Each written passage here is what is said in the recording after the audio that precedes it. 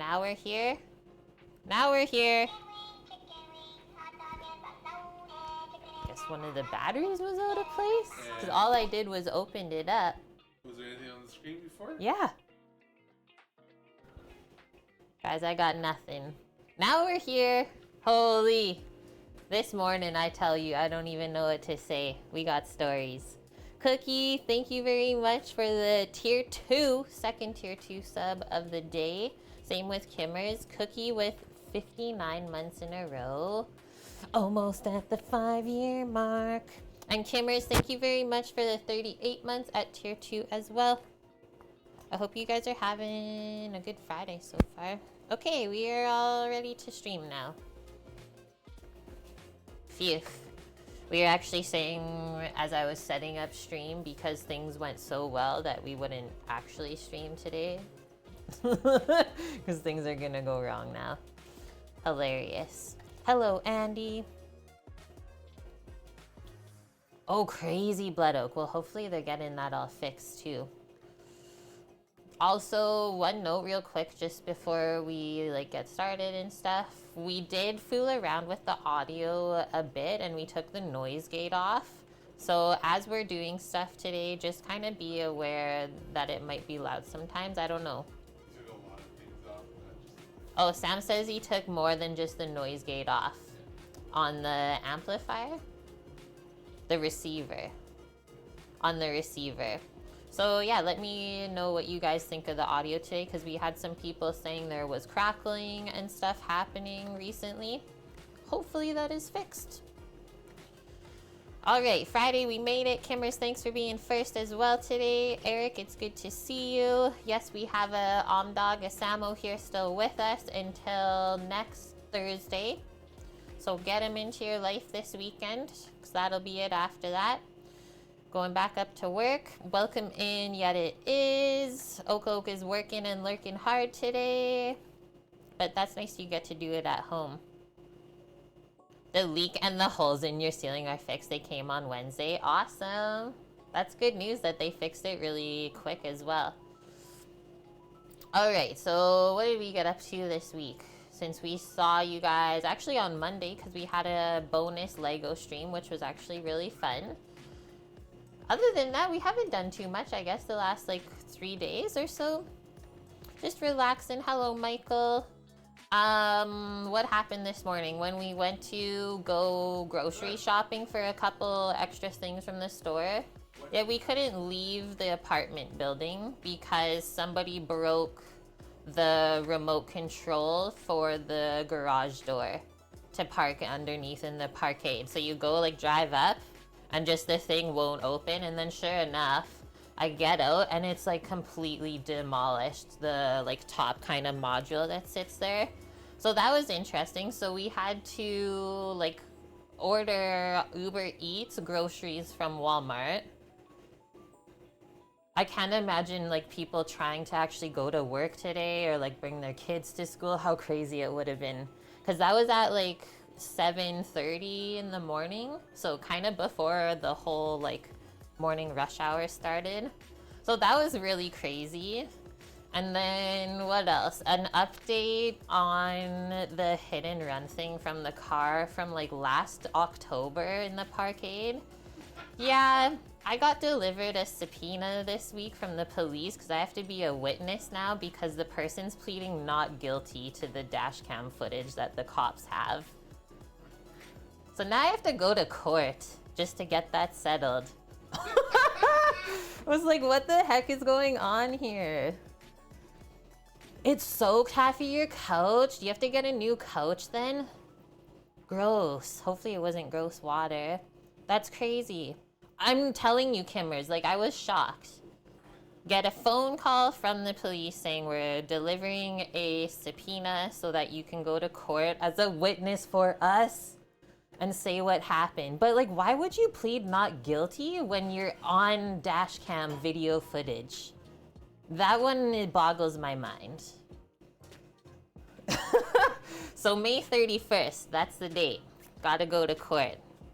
See you then.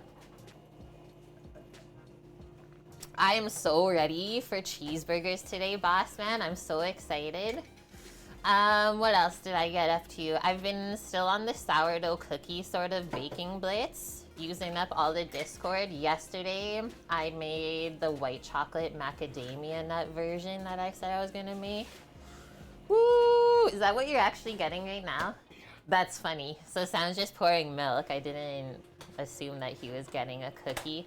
But holy, it turned out good. So I just like used the base recipe from the sourdough chocolate chip cookie recipe and loaded it up with macadamia nuts and white chocolate pieces. It's been really fun trying out different stuff. You're not getting a new couch, it's not worth it. Well, that's not bad then. You're not spending $200 for a replacement couch. That's not even expensive. I don't even think we could buy a couch here for $200. Water from a heating system pipe. Oh, that's like what broke in our wall too and soaked our bedroom. Okay guys, here's the menu and the recipes for the day. We are making cheeseburgers from all of our extra ground tri-tip that we've accumulated over the past couple weeks. A new cookie for the Christmas box, for sure, Kimmers. For sure. Like, the way that they stay so good and moist, too, from the sourdough in it, is crazy. We'll try one package 1 week. Okay, it's an IKEA couch. Okay, well, that makes sense then. Nothing too fancy. All right, so with our cheeseburgers, we got our ground tri-tip that will form into patties. I'll show you how to do that proper. Where we're really picky, let's say, about how we have our cheeseburgers. I'm not someone that's gonna make like a spiced kind of, I call it a meatloaf version of a burger patty. I like just straight protein in my patties, and that is usually cooked as a smash burger. So I linked that recipe today. That was actually really good and simple and pretty much exactly what I would do. That's from Natasha's Kitchen. I also linked our favorite hamburger potato bun recipe today because we're gonna start with making those. I was gonna try and do sourdough. I think all we're gonna do is like sneak in some starter that I fed yesterday into that recipe for a little bit of fermentation to help us digest it. But other than that, we'll just use the base recipe. Cheese, we're gonna use a blend of marble as well as Gruyere. So you get like nice melting, but also yummy, like funky flavor. Some simple shredded lettuce, tomato, and pickle, which is pretty typical as far as burger toppings go if you were to go to a restaurant and get a burger anywhere here. We'll make our own little bit of burger sauce. Sam is just a simple mayo guy on his burgers, but I don't mind making a little bit of burger sauce homemade. And then lastly, to go with our burger, we are going to make some Greek pasta salad. One of my favorite pasta salads, and now that the weather is getting nicer out, it's feeling kind of summery. Hello, Buttman and Rubbing, as well as Hank. Hello, hello, fellow human race person who, like me, is not an alien at all and is from Earth. I feel like if we have to say that, though, it's like we're aliens. We're trying to cover it up. I mean, I tell everyone that I'm an alien. I'm not from this planet. That's really funny you said that.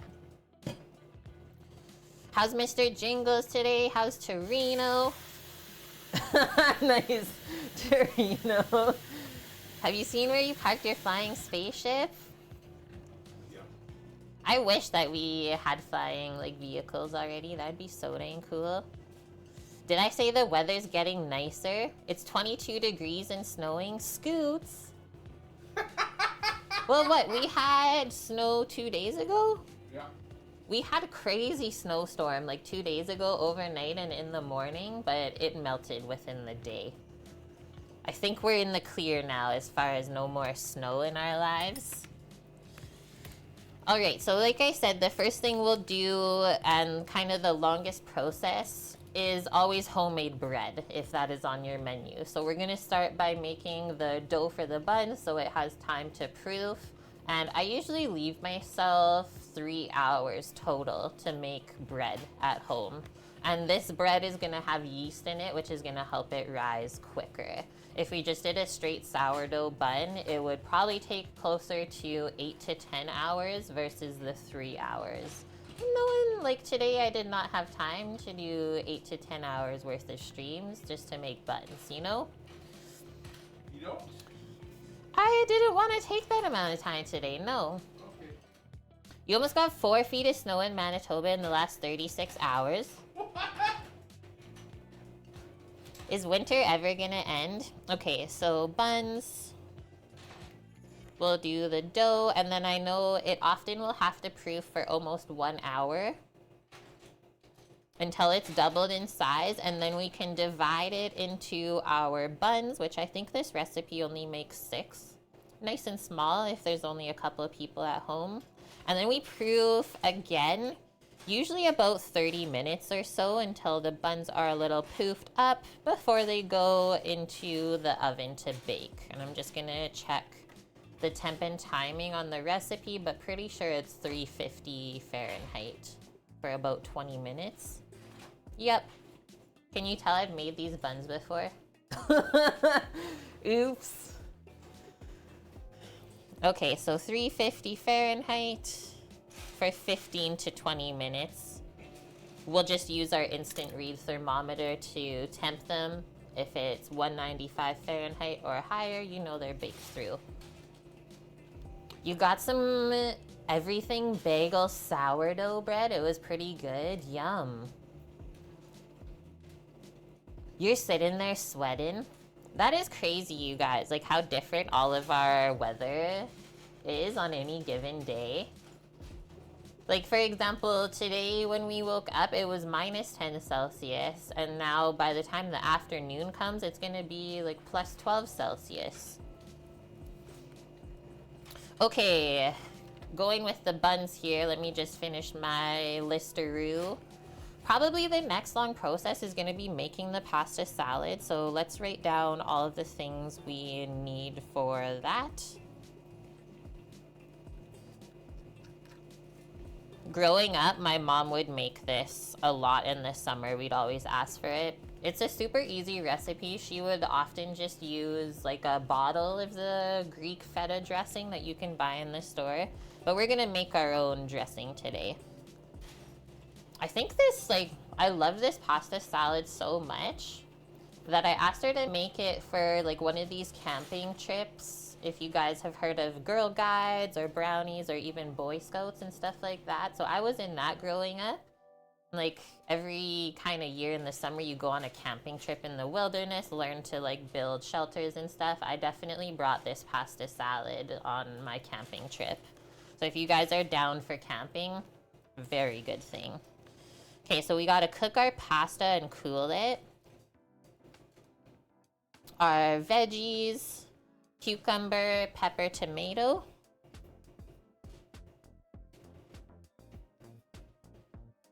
Olives and feta. Obviously, if you don't like olives, you don't have to put it in there. And then our dressing. And then you just mix it all together. And it is better if you mix it ahead of time before you plan to serve it. For sure, like 30 minutes, but if you let it sit overnight, I think it gets even better. Okay, that's that. What other things we actually have to prep? We gotta shred our cheese for the burgers, as well as lettuce. Sliced tomato and pickle. There's like a lot of little things today, so it's important we write it down so we don't forget. Make the burger sauce and that'll be it. As far as cooking the burgers, we're just going to pan sear them on a cast iron pan on the stove top today. I love me a good seared burger. And then we'll probably finish in the oven. We'll see how it goes. You had a heck of a week, Amp. Found out your heating and air conditioning system was broke. Of how that just like randomly happens. Surprise. have to spend 10K to replace it. Then you had to send your cat away while you fixed it? What the heck? You might need more than a soda, but a soda is a great start.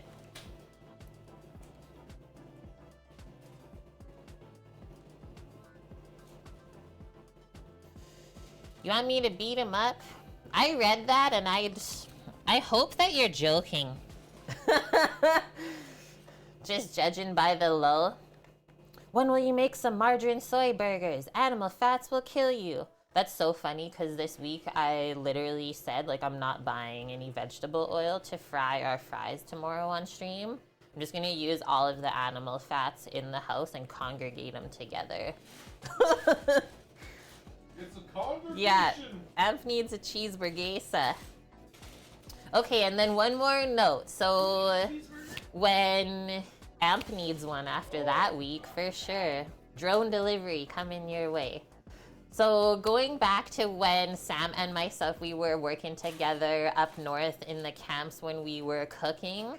So we would often have on Saturdays, we would call it pub night and have things like burgers, fish and chips, things like that, deep fried like spring rolls, jalapeno poppers, like all the garbage food you can have, but on one single night, so that every other night of the week was like home cooked food. So every week that we did that on Saturday, we cooked 200 to 220 burgers. That's a lot of burgers in like a month's span, if you think of that. And like I was always the one, I would pan sear the burgers. I think I could fit 3 in the big frying pans we had. So I would sear 6 burgers at a time because you use 2 pans, right? You have to be quick when you're chefing it up. And then we would just put them onto sheet pans to finish in the oven and then cheese them before it goes out. Like that is the best way to cook a lot of burgers in a short amount of time. Oh, duck and goose fat are also good. Yes, they are. Cookie finishes eating a nice big ribeye. For lunch, Cookie's living like a king. Okay, let's get into this dough so that it has time to proof and stuff. I broke down and I bought yeast today, people.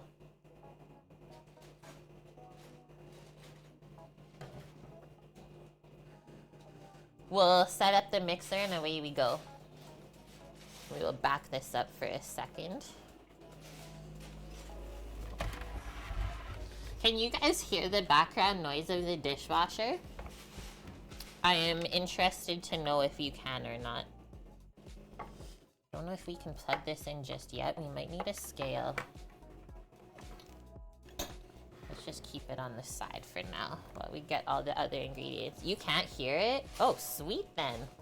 Perfect. Thanks for answering, Kimmers. A ribeye, fresh raspberries, and a few macadamia nuts. I love how random that meal was, Cookie. That's like how we eat at home. I just like scrounge in the fridge for random snacks all the time. It's like, yeah, that looks good right now. Watch the video where a guy improved the Wendy's Baconator by adding bacon to the ground meat, the American cheese, and even the brioche buns. What? Bacon buns? I'm in.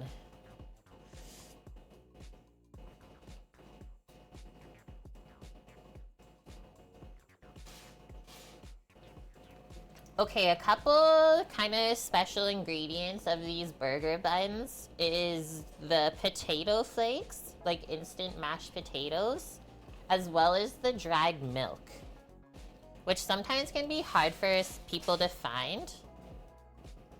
Like you could use fresh milk for sure, just kind of fool around with the water ratio. And then same with the potato flakes, you could just use potato flour or roast a potato and then scoop out from the flesh that way.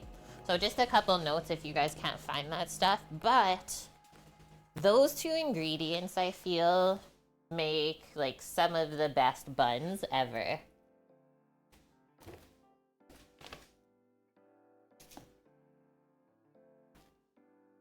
Okay, I got my potato flakes. Gotta get my milk powder.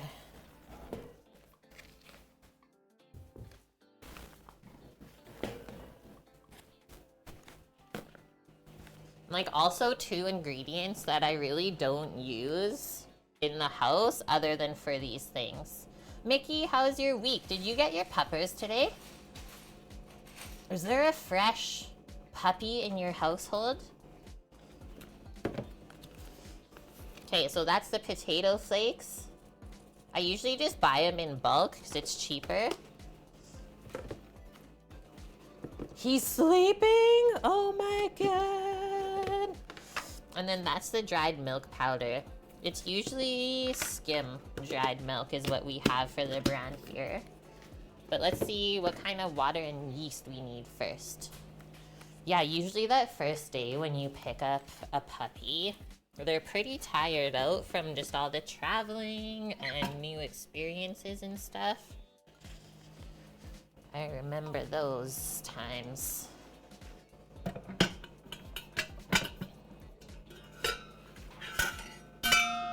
Budding, don't mind me.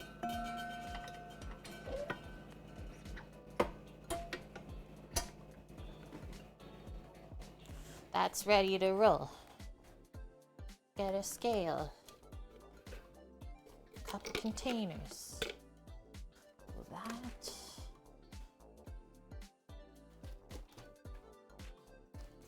Some of the other comments on this recipe for the buns is when people have made them at home, it says they can't go back to just buying store-bought hamburger buns.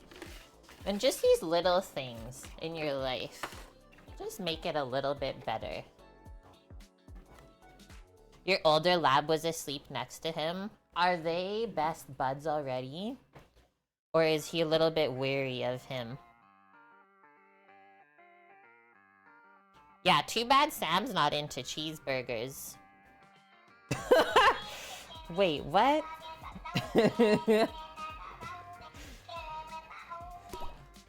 Hello, Jerlo, and thank you very much for the 6 months in a row, friend. Being part of the kitchen crew. Hopefully I've taught you something along the way. Your older dog is saying grr right now. It might take a week or two. Okay, we need 1 cup of lukewarm water. Not too hot, not too cold. And that is for waking the yeast up, let's say.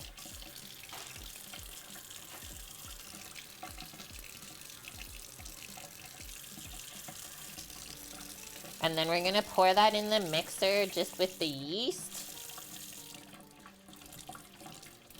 So the yeast can start to activate. It does take a couple of minutes to get foamy.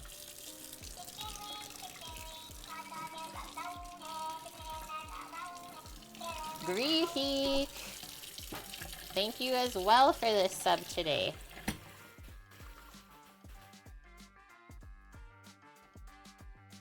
A little bit more than a cup. You can always add more flour though, it's true. Thank you very much for the 41 months. How was your Friday, dude? Okay, we got our 1 cup of lukewarm water. And they say 2 teaspoons of instant yeast. Whenever it calls for instant yeast and you only have traditional, just use a little bit more. I think a quarter of the amount more, they said. But since we... first time opening the jar. Since we are wanting to sneak a bit of the starter in today, I think we're gonna do 1.5 teaspoons of this yeast. And then we're gonna put a couple of spoonfuls of our Goldilocks in. Cookie, oh my gosh, what? What is going on right now? That's a crazy hype train. Yay! Thank you, Cookie, for the 1,897. Greek with the 1, Kimmer's with the 500. I'm pouring this in. Get a little spoon measure. 1.5 teaspoons of yeast. And we can give it a little stir if you want. I'm gonna let the yeast wake up a little bit on its own before we add the starter in. Just do a quick mix.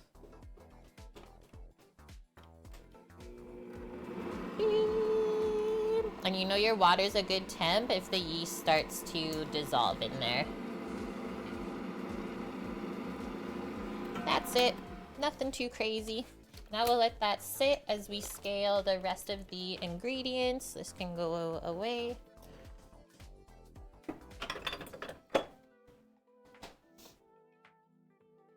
Nice train, Michael. We have to do it actually for a level 2 already. Choo choo! For all of you. You meeshed cookie? If there was like someone random in this chat, they'd be like, what? What does that even mean? You meeshed cookie. I know what that means. They wouldn't know though. Okay, next one. Like they just say put all the ingredients in the mixing bowl to mix the buns, but you should definitely follow the steps that I do. I always find it just doesn't turn out as good if you add it all together versus like activating your yeast first and then not adding the salt right away. There's no caboose. It's going so fast you don't even need one, I guess.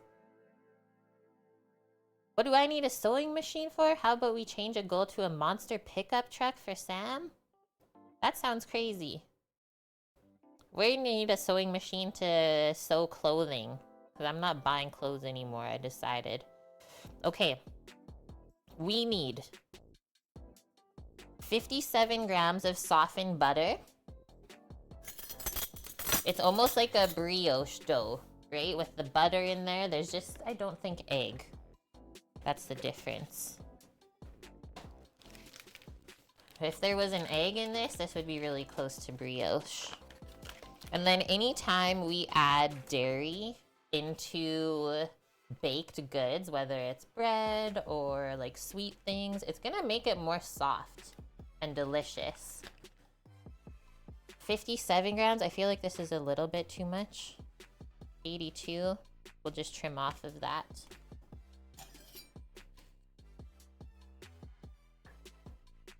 Maybe that now. Perfect. 56, we'll go with it. When they say softened butter, do they mean room temp? Yeah, you could go with that. Depending on like how cold your room is, right? Because all we're really needing on the butter softness is for it to be able to mix and emulsify into the dough. So I usually like almost half melt it. Let's do a 20-second increment on the microwave and then we'll see.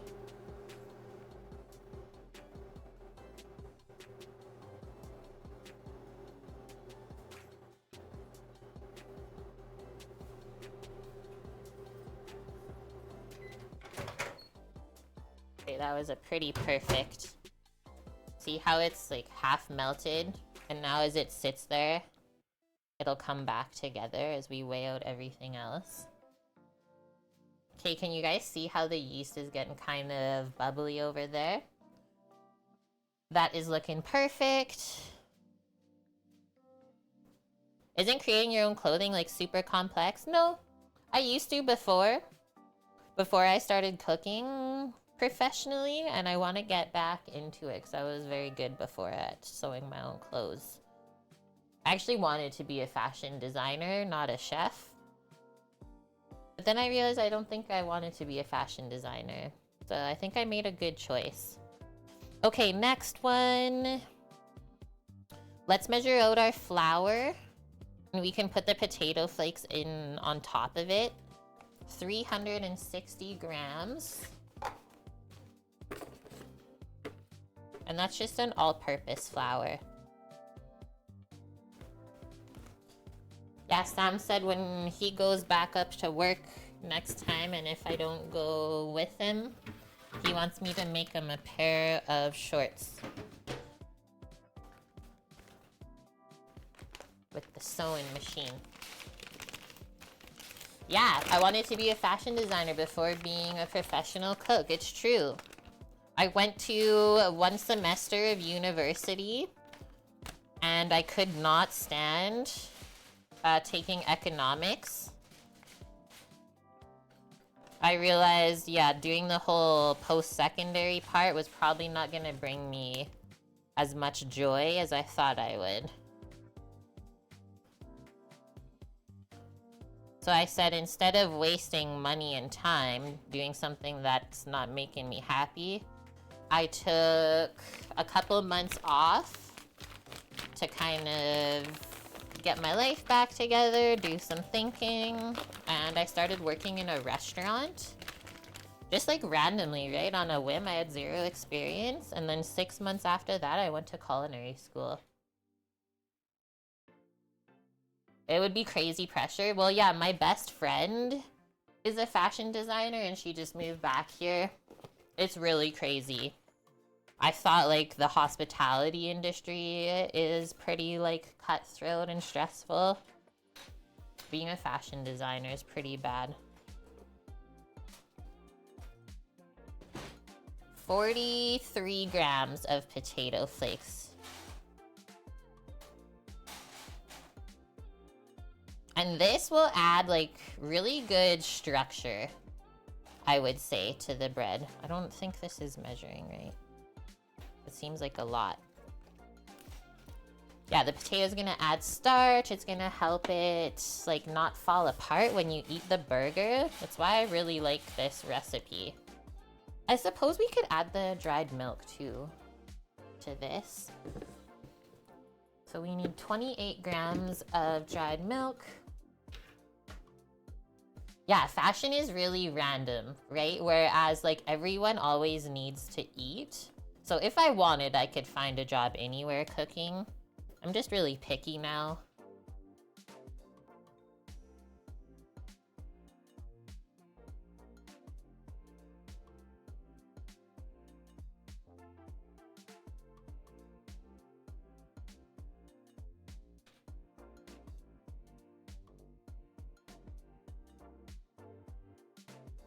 Also, it's pretty cool, like the culinary school that I went to. I'm still in contact with them, and we're actually doing a collaboration dinner because I'm an alumni chef for that school now. So that's kind of cool that you can still keep those connections, whereas maybe if you did fashion design, you wouldn't have that. Thanks, Greek. You did human ecology? That was a really fun course to say. But you couldn't get by the clothing and textiles? Come on. Okay. The only things we're missing is some sugar, which I can go grab quick, and our salt. You can just spoon in the sugar, so let's get this out of the way now. Yeah, I was laughing that we're like streaming burgers today because this is often something that I'll just go out to eat, even though it's so dang simple. Like most chefs are like that, right? You go to eat the cheaper stuff that you don't want to take the time to make, and you'll make the more expensive things for yourself at home. Okay, we could add the sugar right to the mixing bowl.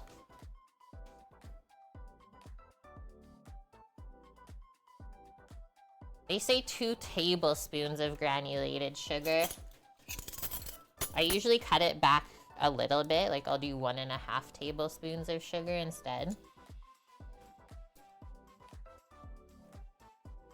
The sugar really just helps it rise quicker. It feeds the yeast. Yeah, it's like when you wake up in the morning and you have coffee, that's what the sugar does for the yeast. It's like, yip, yip, yip, yip. Oops.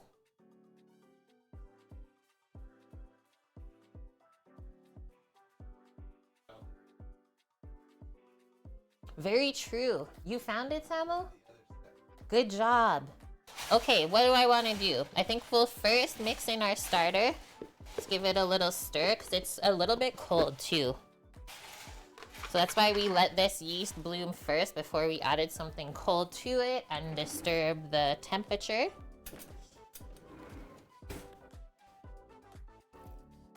Look at these glutinous strands. I'll add around half a cup of the starter, which means you will need to add a little bit more all-purpose flour. I didn't put it away yet for that reason.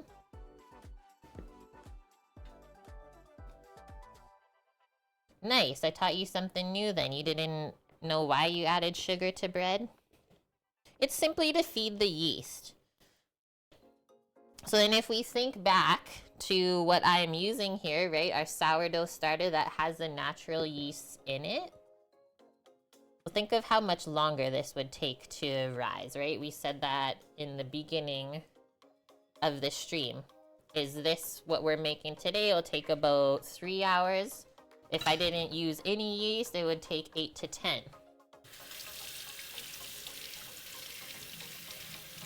I haven't experimented with like trying to make your sourdough rise quicker by putting sugar in with the dough.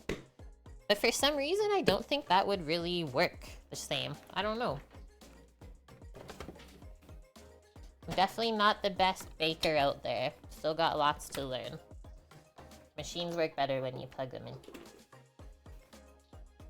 Okay, let's just mix this a little bit. Get that diluted in. Samuel, you like that? Machines work better when you plug them in? Okay, what's Mr. Jingles saying? Stayed in touch with your college, you studied aviation. Cool. Current job is working out weight and balance of aircrafts in the UK. And you wanna, or sometimes you go into the college and teach? Yes. There's a documentary series on Gucci or Chanel. That would probably be really interesting, yeah. This smells so dang good, you guys. Holy. Okay, first I'm gonna scoop the butter next. Let me get a spatula.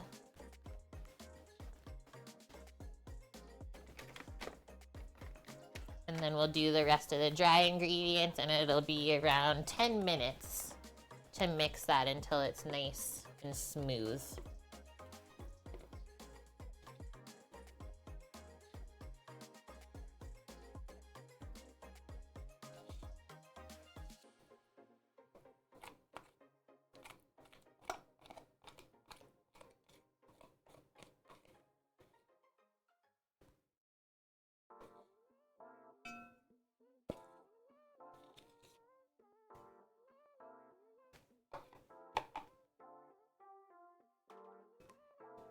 Thanks for posting, Cookie.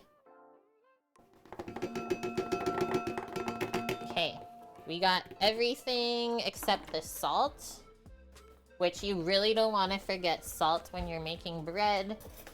It will taste so dang bland. It won't be exciting. You know when fresh bread is really exciting? Yeah, if you forget the salt, wouldn't be as good. That's cool. You knew a model? I did a little bit of modeling when I was like quite young. Just looking at how much salt we need. They say 1 1/4 teaspoons.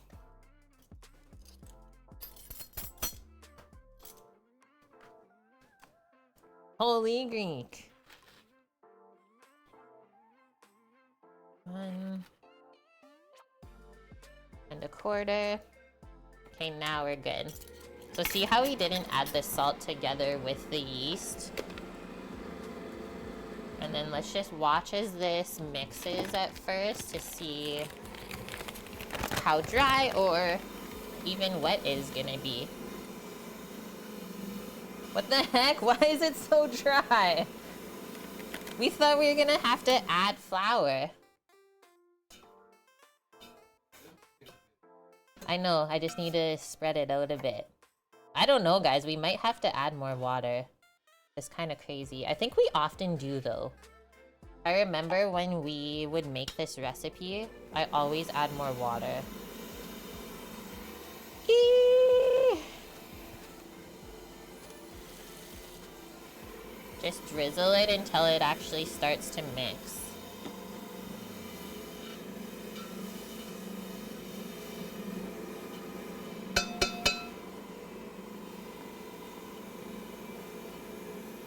I think that's also why a lot of people don't bake stuff like bread and buns at home, because it's like the recipes are really dependent on where you live in the world, like what your atmosphere is like, whether it's a dry location or humid. We still need more. Like, we're almost there. Would milk be better than water? Up to you. It's easier for me to get the water temperature proper, just pouring it out of the sink, versus you would have to like heat up the milk a little bit, right?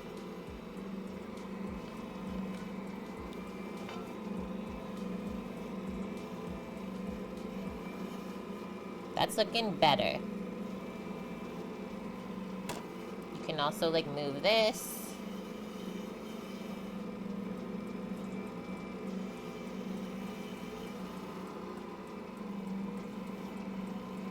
We're gonna roll with that, I think. Can you get it focused not on the thing? Maybe I'll move it to this side a bit more. Now you're demoralized? Well, I'll tell you, the first sourdough bread recipe that I tried like a couple of weeks ago now, I baked 2 bricks. I followed the recipe exactly, and then when I went to like shape the bread, it would not hold its shape at all. So I tried to save it by putting it into a couple bread loaf pans. Still didn't work. It was like a bit discouraging for sure, especially since I've made quite a few sourdough breads in my life. Not a lot, but definitely a good few. Enough to know when things are not right. Let's put some things away while we're waiting for that to mix. Because like I said, it's gonna take around 10 minutes to build up the gluten and get that nice and smooth.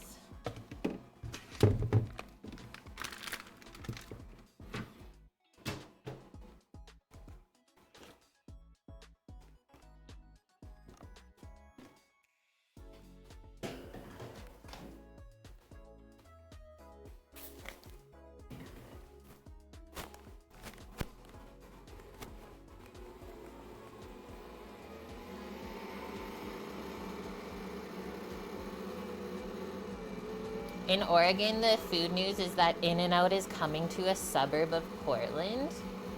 They're allowed to go that far away.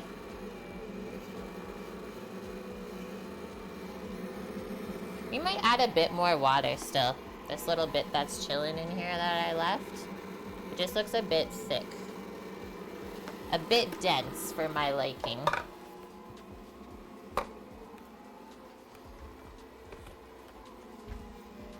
I think while we're waiting, we'll get the pot on for the pasta water.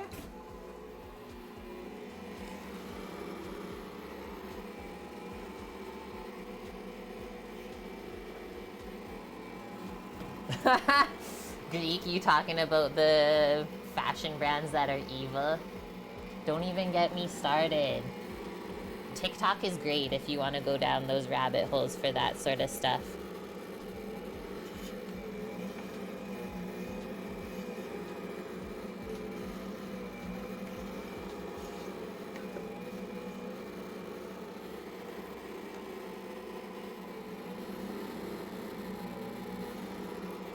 That's pretty thick.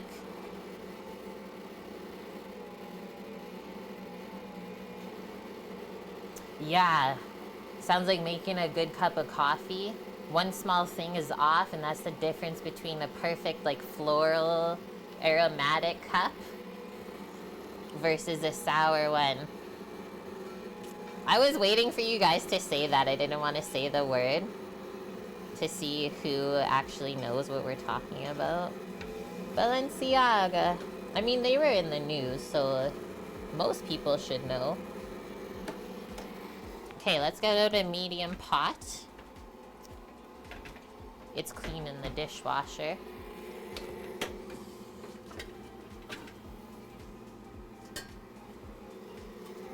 Whew. When you take things fresh out of the dishwasher and they're molten hot still. Whoa-y. Burn your hands. Hello. I hope I say this right. I'm gonna say the Y is silent. Serbius, 1, 2, 3. There's gonna be potato buns, and what is a potato bun anyway? Why is it so good for burgers? This is gonna be the potato buns. What is a potato bun anyways? It is a bun dough that has either potato flour, mashed potato, or potato flakes in it. And it helps add structure, as well as, like, if you think about the flavor of potato is a little bit sweet, the starchiness. It helps the burgers the bun hold up to the burger and it doesn't fall apart.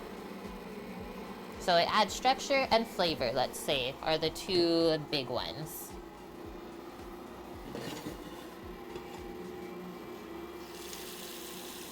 Also, some other reviews on the recipe, people say the leftover buns are really good to make like an egg sandwich with the next day. I would say yeah, for sure. Toast it up. Love breakfast sandwich. If it gets like stuck, you can move this around. Okay, we got a medium pot here, filled halfway with water. We're almost getting there. Might turn it up a little bit now. And we're gonna add some salt into our water for cooking the pasta. I always just say make it taste like the sea, because the amount of salt you add depends on the size of pot versus water, right? And we don't want to be cooking bland pasta either. Get that on a medium-high heat.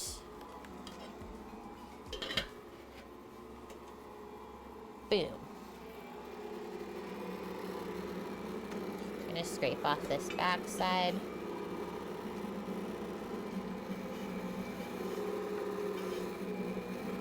I have another way to make dough in this with a plastic roller, so it kind of like rolls the dough rather than with the hook. I should try it next time. But see how that's getting more and more smooth and holding together? That's exactly what we want.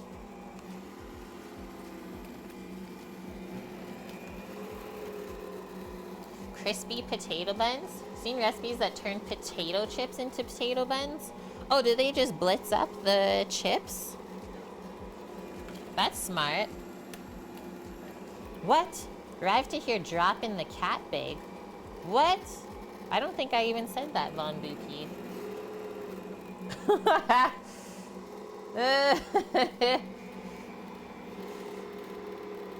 Are you saying I've read thousands of books?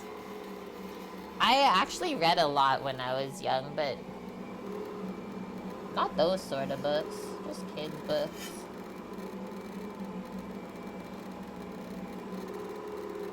One thing you learn, like when you work in the trades, let's say, a lot of it comes from experience and like all how you apply yourself. So you can only really go as far as you want to. Like, I could have stayed working at the same restaurant for the rest of my life, right? But that wasn't for me. After a couple of years, I learned everything I could, and then we move on so that we can grow. Seen some of the fancy South Korean burger places where they grow their own lettuce? No, that sounds amazing though. Okay, I'm grabbing the pasta. We're just gonna use some egg noodles today, because that's what I had in the pantry to use up. And I've been really trying to use something up before buying something else.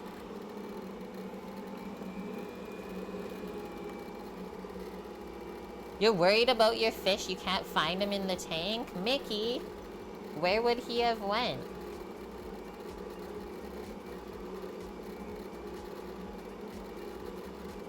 Okay, I'm just seeing how much pasta they used. They say 16 ounces of pasta, so that's a pound worth. Back this up just a bit. I'll measure that out afterwards. That is getting close. We're gonna go a little bit longer because it's still sticking to my hands a bit. We're almost there though.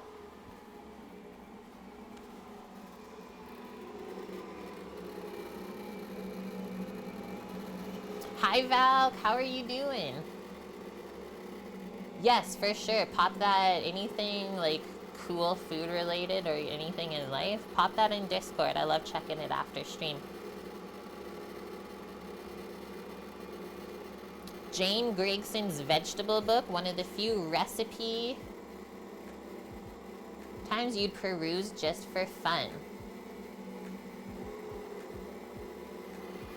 Does he do the camel thing you're asking, Greek, about the fish? Okay, I'll show you what we're looking for. It's called the window test, is what we're taught in culinary school.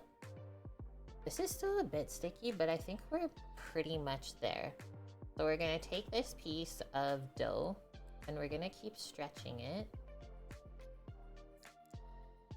This might just be a bit more sticky from the potato in it, the extra starch. And then we're gonna keep stretching it, look, until we make a window pane. This is called the window test we're taught in school. You can see through it, and like the gluten doesn't really break that easily.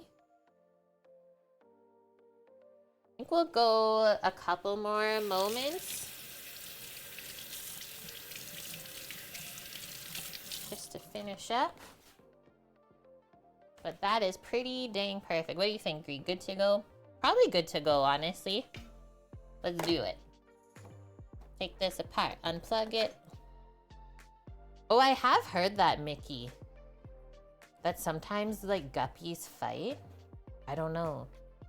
Valk, you're doing good? I'm also doing good. Thanks for asking.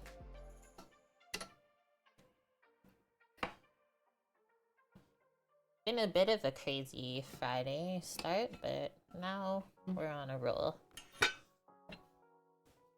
Oh, that was the other one random thing that happened this morning I forgot to tell you. Is we're just like sitting drinking coffee, or like I'm getting ready for stream, and we just hear this like big smash outside on the street, like someone like broke and dropped something.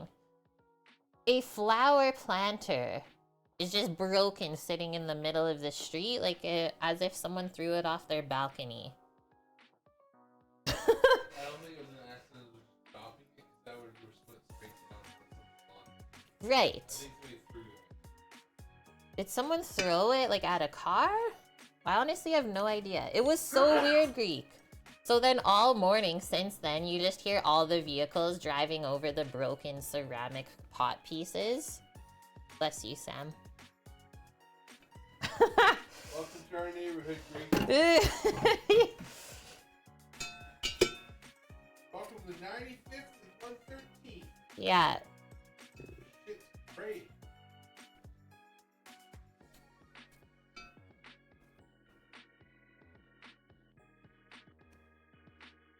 Scrape all that stuff off.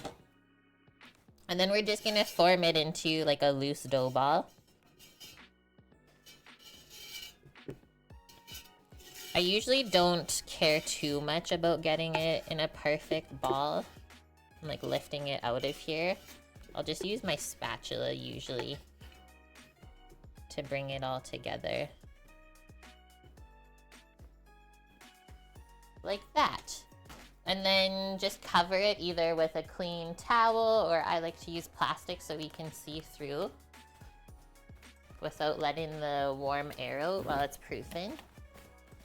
And we'll check on this in 45 minutes, but it might take a whole hour.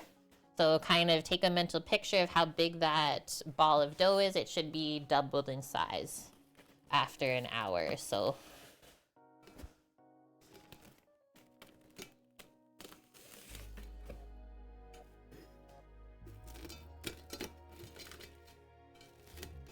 And then we want to put this in a nice warm spot, not a cool spot, but definitely not a hot spot either, because you risk killing the yeast.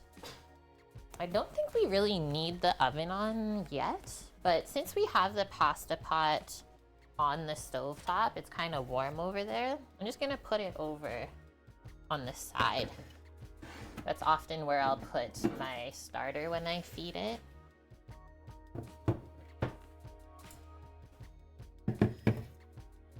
Nice. Okay, let's set a timer.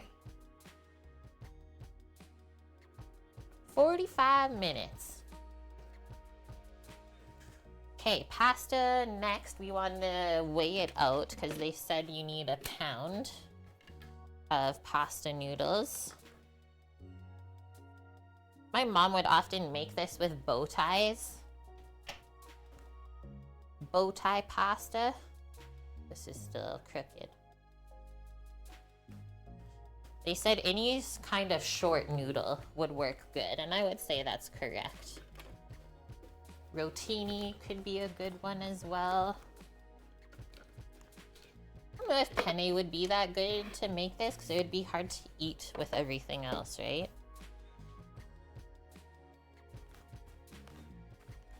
Hopefully we have a pound. I mean, if we have to half the recipe, that's okay too, because I think it's gonna make a lot. And there's only 2 of us here right now. 16 ounces. That was only 2.3. Vermicelli. This is just egg noodle. A German brand of egg noodle. So let's do 8 ounces. Because yeah, that's just quite a bit. Okay, we're just gonna do the rest of this, which comes out to 8.8 ounces. So just over half of the recipe. Good work, everyone. I love using things up like that. Valk, back to work. Thank you very much for the 20 months in a row. Don't work too hard today, Kay.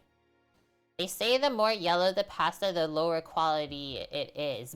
Unless you're using egg pasta, right? Because you want it to be yellow. And that way you know that they're actually using eggs in it. Oh, are you saying would vermicelli work for this? No.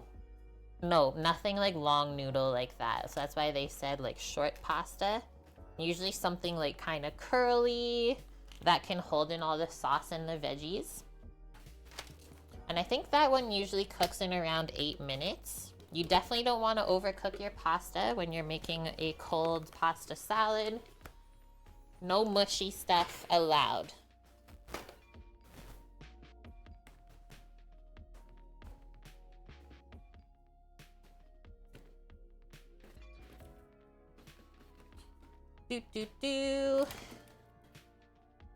Next one, let's work on our veggies. Might as well.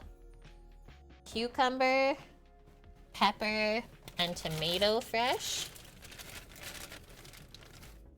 We got our nice farmer's market cucumbers still. That are like seriously perfect after a week, which is wild. Should we do, let's do a yellow pepper to like switch up the colors.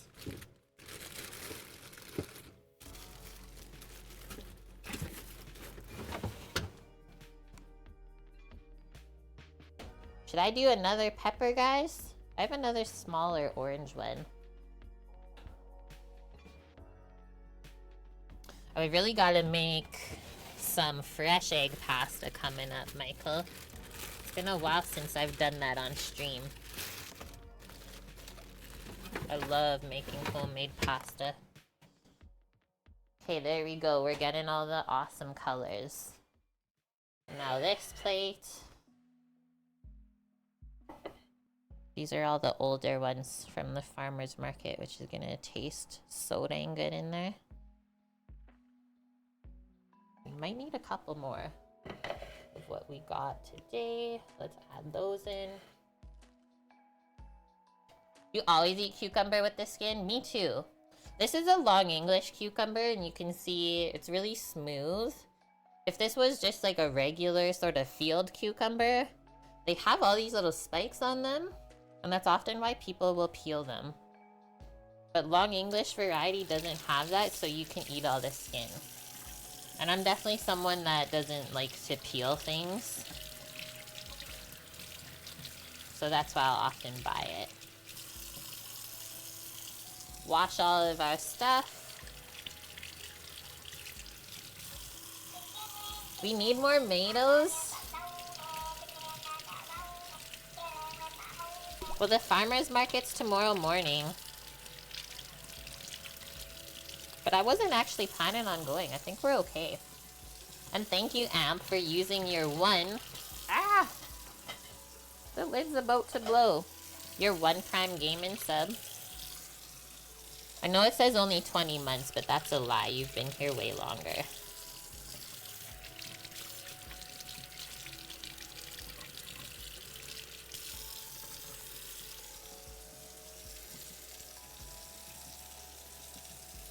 Last ones.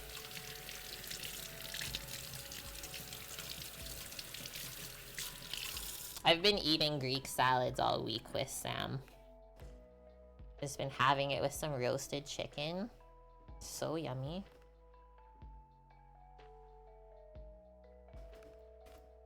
Those are pretty much the only tomatoes you see in your country.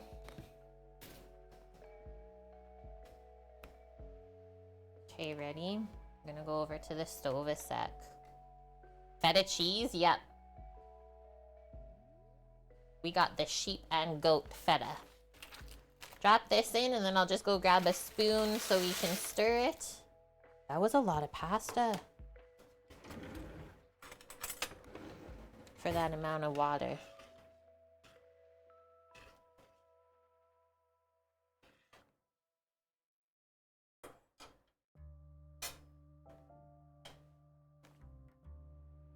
Okay, so they said around 8 minutes for that to cook. I will set a 7-minute timer and we'll check it at that point. When this comes out of the water, if I'm ever cooking pasta and then having it completely cooled down after, I like to lay it out onto a sheet pan so that it doesn't keep steaming and cooking over itself as it's cooling off, so we can get that prepared. I'll often line it with a piece of parchment just because it's easy to lift it all up and put it in the mixing bowl. And then we'll also just need a little bit of olive oil to coat the pasta so it doesn't stick together.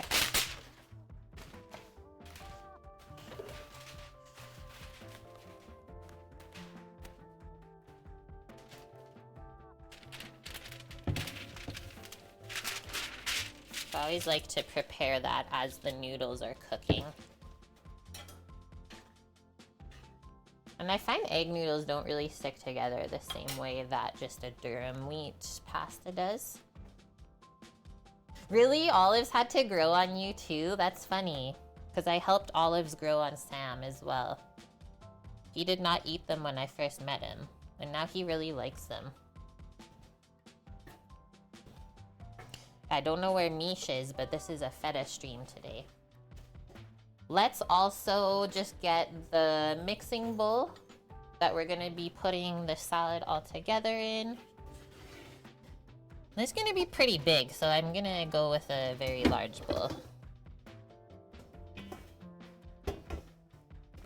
I hate trying to mix stuff and like it's falling out of the bowl. A good challenge, but not the most fun. That is huge. I love it though. Like changed the color of the stream. What if I put it back over here? That's a bit better, I think. You still don't like olives? What are some olives that you've tried, though? I'm just gonna wipe this, it's really wet. There we go. You think it's the brine in the pit? Because it definitely depends on the olive you eat. There's a lot of different ones. So I'm cutting the cucumber into quarters. Then we can just do some nice bite-sized chunks across the other way. Can you make a soy quinoa salad grow on Sam? I've made lots of quinoa salads actually for us. And he likes that. He actually likes a lot of healthy food.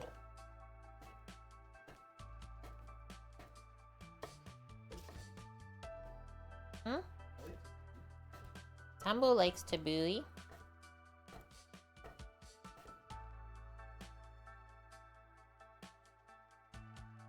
Let's get a bench scraper so we can lift up the veggies really easy into the bowl.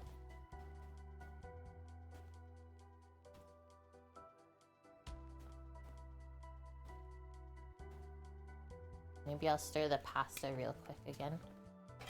While we have a break.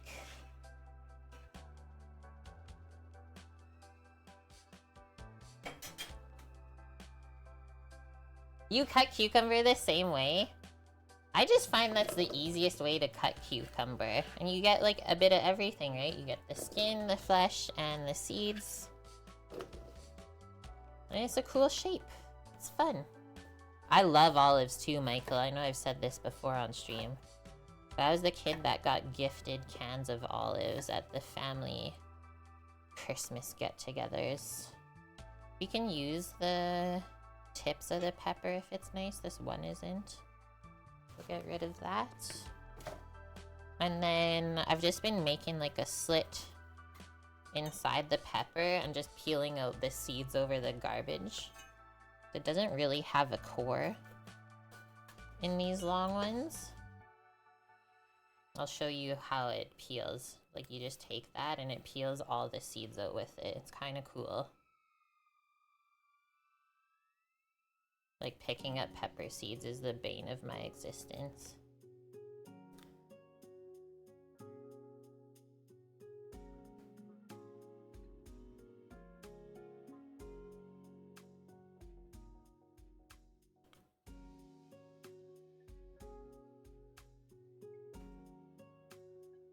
Yeah, let's see if we cut tomatoes the same.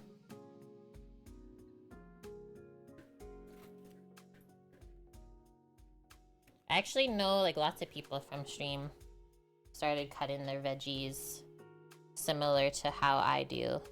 Okay, so now kind of do 1 inch thick lengths. Like that. Peel out any seeds that are maybe sneaking in there still. What do we got on our timer? 1.5 minutes on the pasta. We want that al dente. That's all prepped. Just cut this little piece in half and get it in there.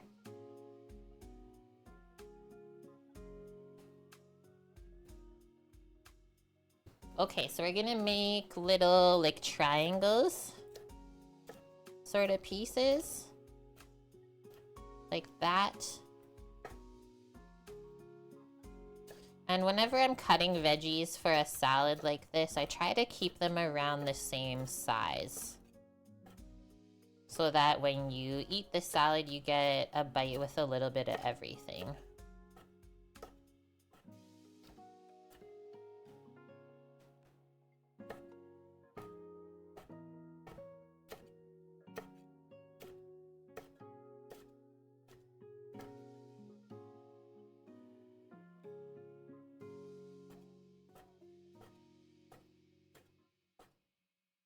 And it's also just fun to play around with knife skills.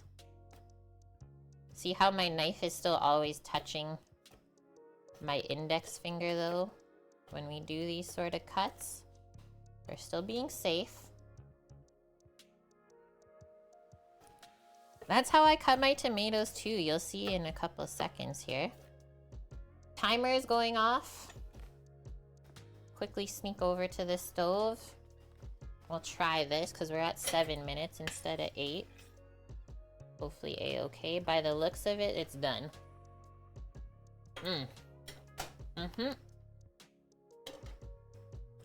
Just gonna go to the sink and strain that.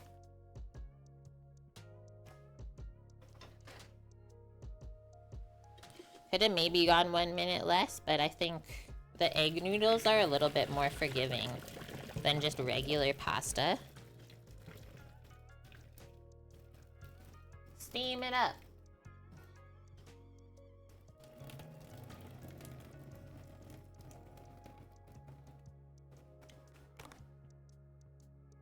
Okay, let's come back here. We can dress this. So now just a little bit of olive oil drizzled in.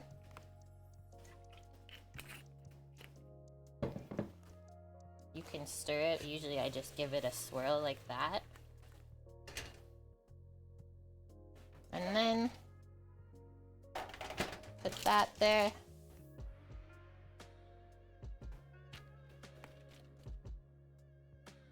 Spread it all out.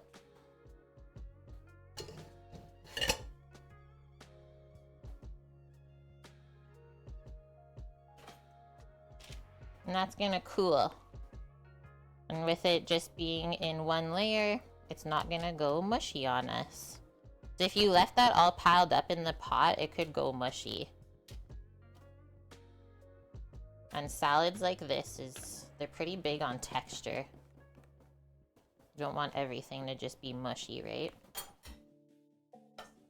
Ugh. Because when you go to mix it, right, it's just gonna start to fall apart, guys, if you overcook your noodles at this point.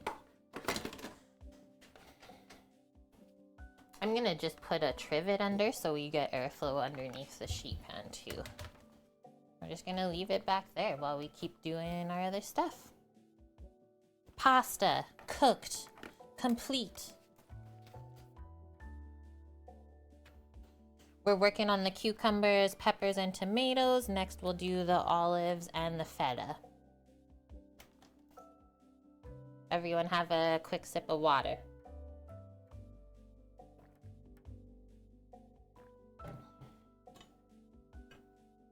I think for the amount of pasta we cooked, we have a good amount of veggie ratio too.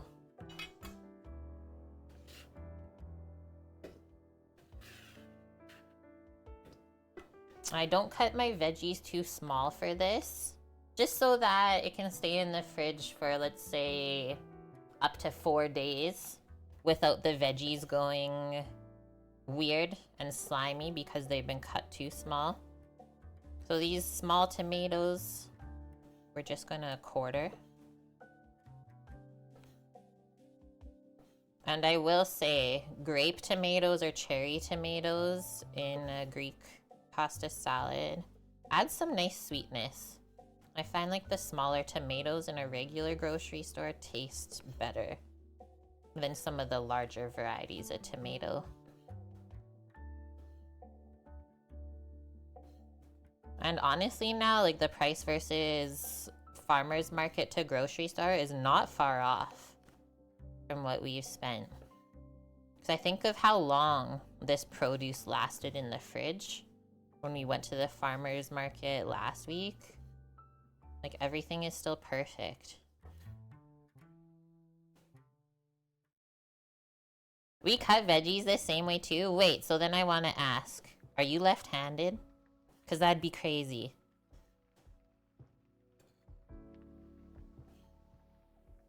Some people would be really picky and try to cut out that stem. But you don't notice it if you just cut through it.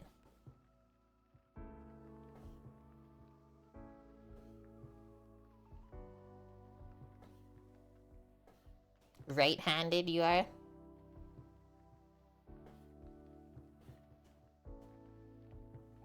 Met a lot of left-handed people that work in restaurants. Look at the color of like the store-bought tomato to the other ones. You can clearly see the difference. That's funny.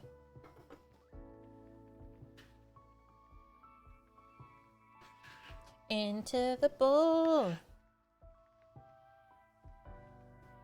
We can hold on to that scraper. Let's also scoop some of the tomato juices away.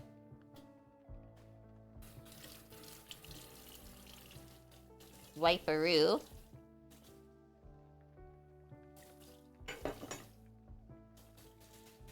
The red ones are like crazy sweet and like acidic. Yeah, when I was munching on them yesterday when I was making the salad for dinner. You know when you eat a fresh tomato and it just makes your like pucker? It's so good. It's almost like too much flavor for your body to handle. You make a funny face. That's what happened. Mickey still feels unreal. You got a puppy? Yeah, just wait till tonight. Are you gonna be like the one that takes care of it mostly? Feta cheese, if you please. And then olives. I think I'm gonna investigate this one other jar we have here.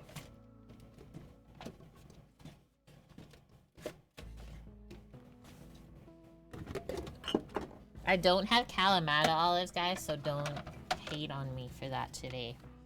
I had this really big jar of olives that I wanted to get used up. Okay, they're still looking money. So yes, these are green, but it's a different variety compared to just a regular jar of green olives with pimento in it. And you're a late sleeper. You're not gonna get no sleep for like the next 2 months. So these are called Castrovilano olives. I will say, I've often just had them with the pit in. These ones that are pitted, they do taste a little bit different. I don't know if that's just when they take the pit out or what. Thanks, Dust! 57 months in a row being part of the kitchen crew. Had a lot of resubs today, guys. How's your Friday going, Dust? Okay, look at this feta. I also like this feta brand because they give you a recipe for the brine that it's sitting in. When you first start to take the feta out, it'll kind of stay above the brine. So they give you a recipe to make more because you don't want the feta cheese to be sitting above the brine. It will go moldy. They're more salty, the purple ones being the saltiest. Yes, yeah, these are more like kind of buttery, I would say. Not as salty or acidic. You had birdies make a mess on your porch too, Dust? I think our porch is safe now. Our balcony. We had a squad of like 12 ravens move into the neighborhood, as well as a couple seagulls, and ever since then, I have not seen the pigeons around. They're like hiding out for sure. Okay, see, I'm also like getting the feta out of here so it'll stay under the brine. I'm gonna chunk off slices like that.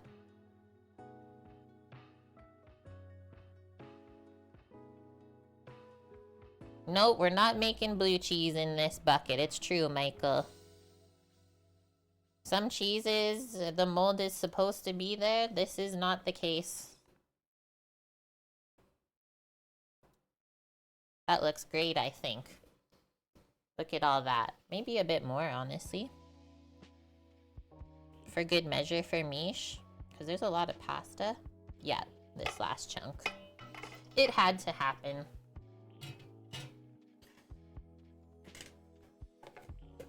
How's my Friday? It's been good so far. A couple of funny things happening, but a-okay. All this snow melted within like 10 hours of it falling, Dust, that one day. It was so funny. Okay, we'll crumble that after. We're just gonna take the olives out of the jar because I want to slice them a little bit. Either in half.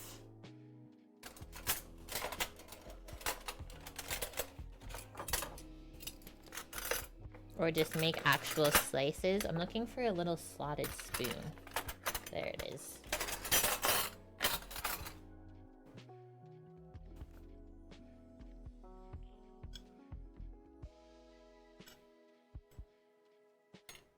I like that little thing that they keep to have the olives stay under the brine. That is a new contraption.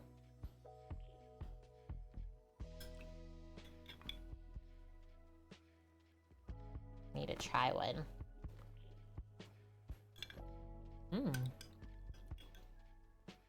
They kind of taste better now that we opened them and let them sit for a bit. What the heck? Maybe that's all we had to do. Okay, I think that's good. Now, carefully, you want to be doing this all with clean hands, right? No contaminating the jar. Drop that back.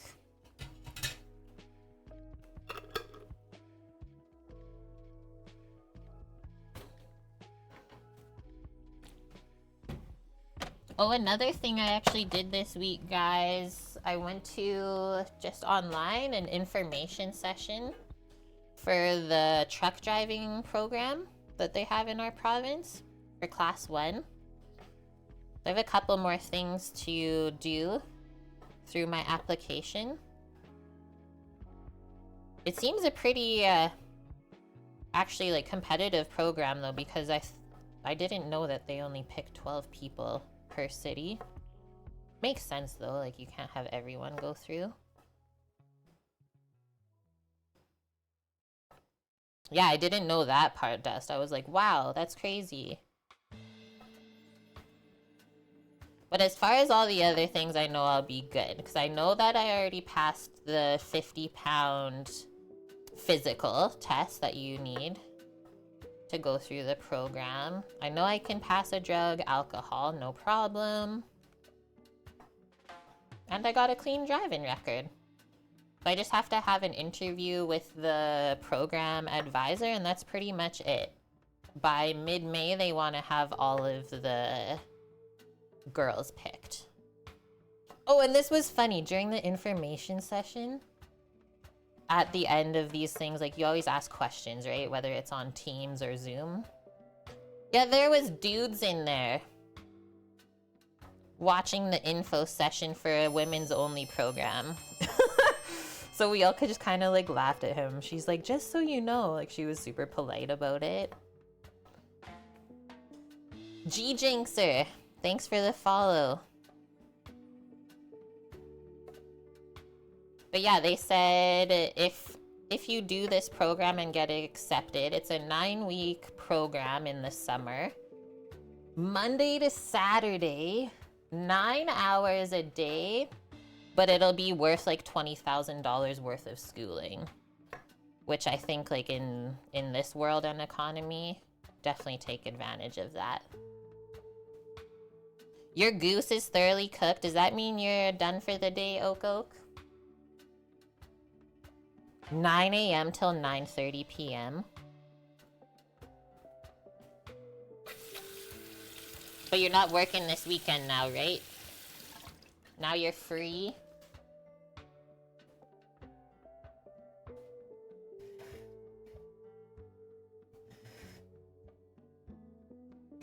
I thought that was super awesome, Dust. And then they'll like help place you into jobs and stuff like that after. Which I already know where I want to work, so that's helpful.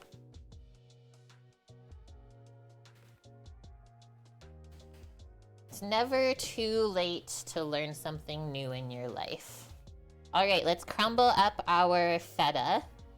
And then next after this, we can make the dressing, and then all we have to do is add the pasta and mix it together once it's cooled.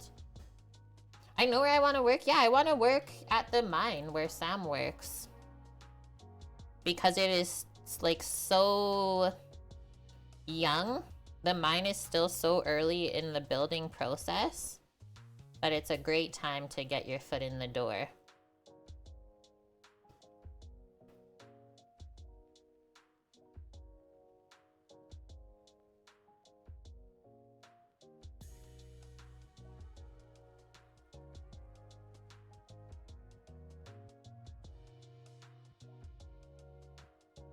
When I crumble feta, I try not to go too fine.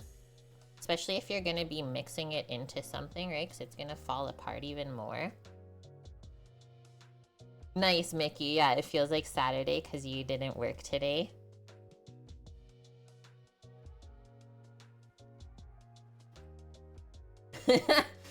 I'm definitely not working this weekend.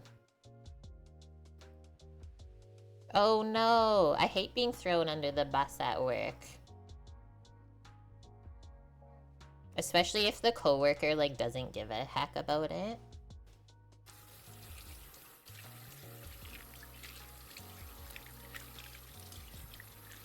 At least you got overtime though, that's always a good feeling.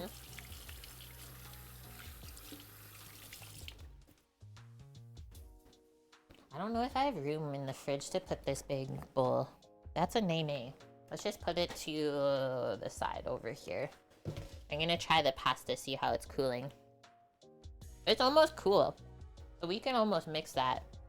Okay, let's make the dressing then. I like this recipe too because she gives you the option of either using a bottled Greek dressing or gives you a recipe to make your own, which I always just make my own because it's really easy. And I always have the ingredients in the pantry for Greek dressing.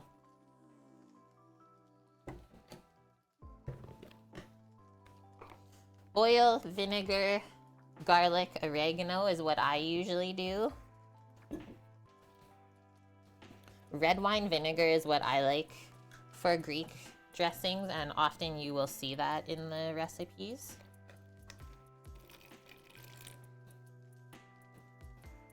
I'm gonna try to go equal parts oil and vinegar. That sucks, Blood Oak. That's unfortunate. Like, thanks for being a team player. Start work tomorrow, Mr. Jingles. Just finished your days off. Start for 4 days and then you're back off for 4. Are you always on a 4 and 4 schedule? Like, I know how fast time went by when we worked the shift work of like working away for 3 weeks and then being home for 3 weeks. It really makes time go by fast. Can't imagine how fast it would be if you work for 4 days and you have 4 days off. I think like as far as working in a city though, if you had that schedule, that would be money. Do you work 12 hours? Okay, that's what I was gonna say. You obviously do 12-hour days. Thanks for sharing that.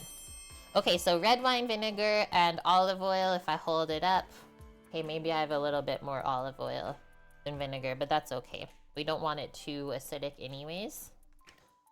The Angry Rook, thanks for the follow. Welcome in. Let's add some granulated garlic. This will get stronger as it sits, so keep that in mind. Hello to Bear Fan. Happy Friday to you. How are you doing? Mickey, you work 12 hours every weekday. That's like the schedule up at the mine too, right? Is you're up there for 3 weeks and then every day you work 12 days. Or sorry, 12 hours. And you do that for the 21 days straight. What I'm not gonna add to this dressing is like salt and pepper. I prefer to add that right into the salad itself. Let's just give this a little mix. If you want this to emulsify, also it actually might add some nice flavor. You can add a little bit of Dijon mustard, but not so much to the point where you're actually gonna taste it, right? You're thawing out? Did it get chilly there again or what? You're heading across the pond to the Big Apple? What are you doing there? And Torino, you did 4 and 4 at the mine? And so every 2 days you switched it? Whether it was day shift or night shift? I'm just gonna squeeze what's left in here. So anytime you're making a vinaigrette and you want it to stay together, add a little bit of mustard. That'll be your emulsifier. 40 degrees for California? That's not very warm at all, actually. I'm doing good. Samo's still home. Been some nice just relaxing together. Been watching a lot of Trailer Park Boys. Trying to finish the series before he goes back to work. Yeah, that is cold. Okay, see how the mustard's like kind of not mixing in? Let me get a little whisk. We might need to whisk it. And then we'll give it a taste and see what we think.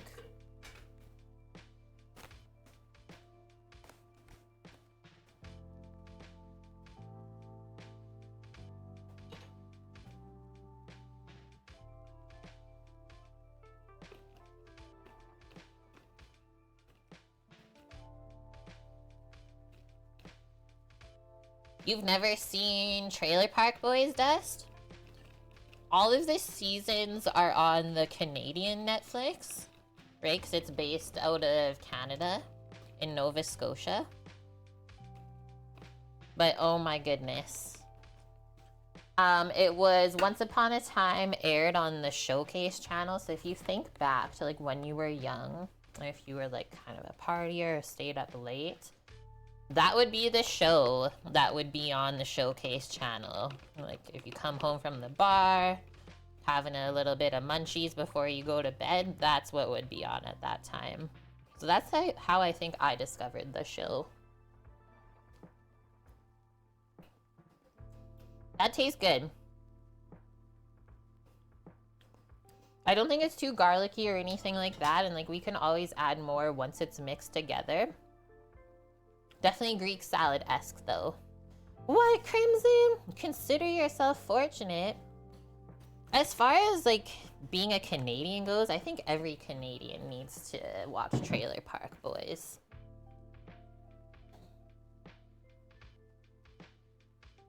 Holy, your propane tank froze?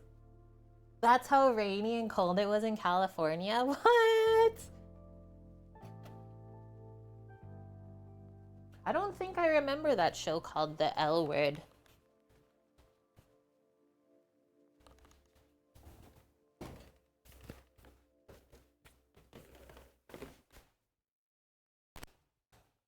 A little bit of basil would be good in here too if you had it. You're complaining that it got to 5C overnight and now it's plus 19. Oh man. Okay, our pasta is cooled.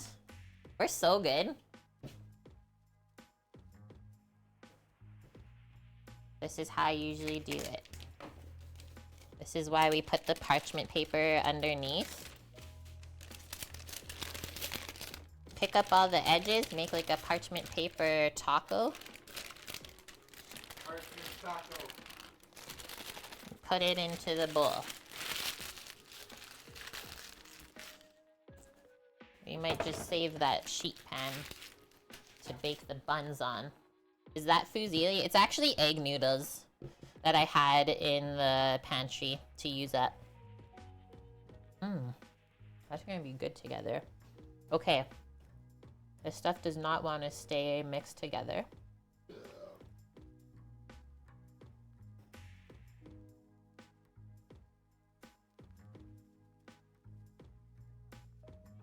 I don't always pour all the dressing either. I pour about 3/4 of what I make.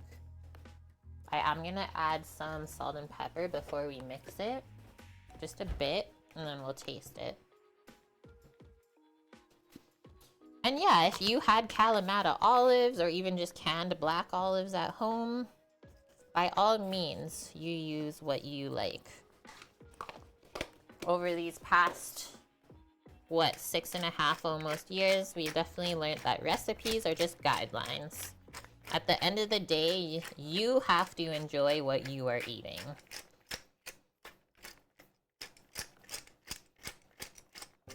If the recipe does something or uses ingredients that you don't think you will like, you don't have to use it. just substitute it for something else or just leave it out completely. Just grabbing a spoon and we'll get this stirred up.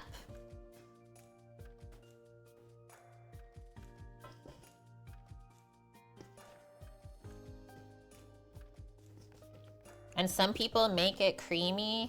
I was raised on just the vinaigrette version, but I'm sure if you added a little bit of mayo to like help bind everything together, that would not be bad.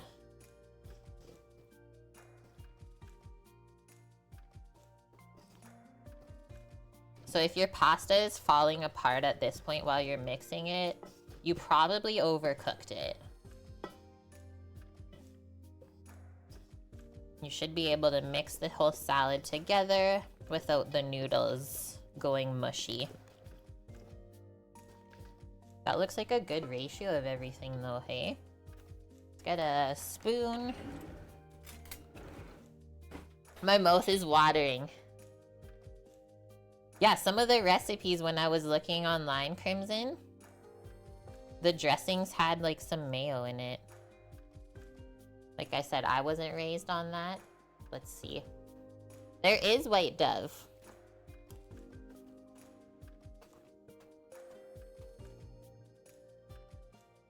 The last one there.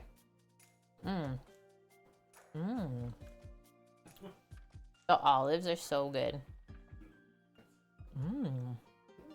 The little like briny creaminess from the feta.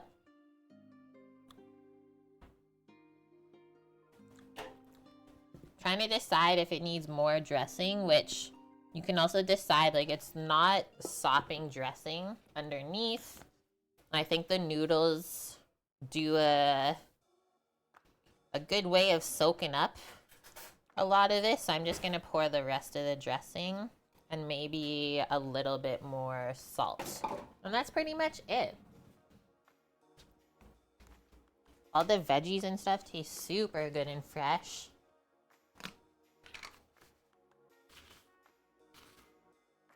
The egg noodles are really good in there too, by the way. I didn't think it would be that good. I've only ever had it with regular pasta. Right? That is so, so good. We got the taste test from chef number 2 in the house. I just drive a water truck. Oh, sorry, he's just a water truck driver now, he says.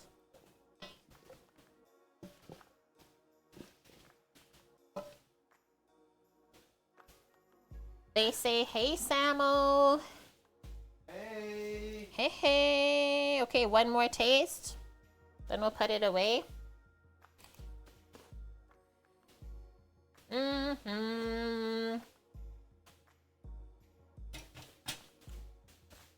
I get transported to summer every time I make and eat this. It doesn't matter what time of the year it is.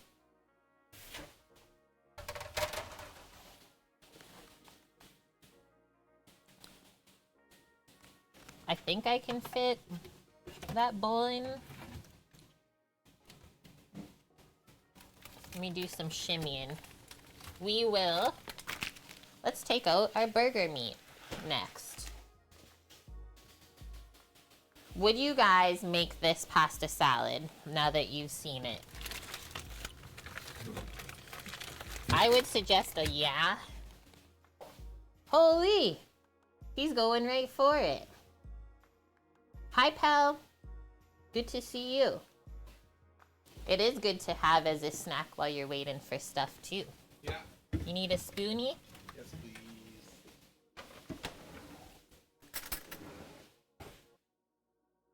Okay, this was from what we just used. This bag didn't vacuum seal as good. You could see how it turns like more kind of brown in the freezer, but both of these are tri-tip. I'm just gonna take them out of the bag, get them a little bit mixed together. Don't overwork the meat too much. I'll show you how to make the patties. We ball it and then we make patties. That was the easiest salad ever. We made that salad before our first proof was done on our buns even. Sam was destroying it. He loves Greek salad. As well, you don't like eat too much pasta anymore up at work. So making good stuff like that, into it. You were kind of trolling the streamer and was like, has knowing lawyers to do with anything? What, they're saying they know lawyers? They're gonna sue you? Does he like Greek pizza? I mean, he would eat it, but it's definitely not his first choice. Okay, let's get a little bowl. And then we used to do some catering and butchery work for our friends when we lived on Vancouver Island. Nice. So the timer for the buns is just going off. Let's check it. I don't think it's there quite yet, guys. A little bit longer, but I would say another 15 minutes and we're probably good. I'll build a little proofing chamber in the oven.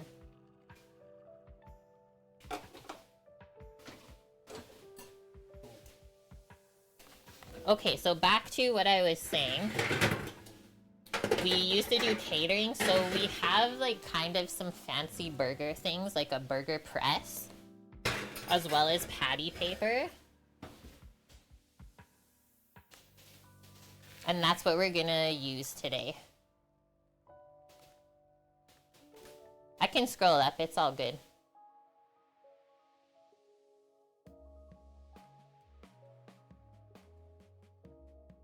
Oh, you're saying about a food streamer, really?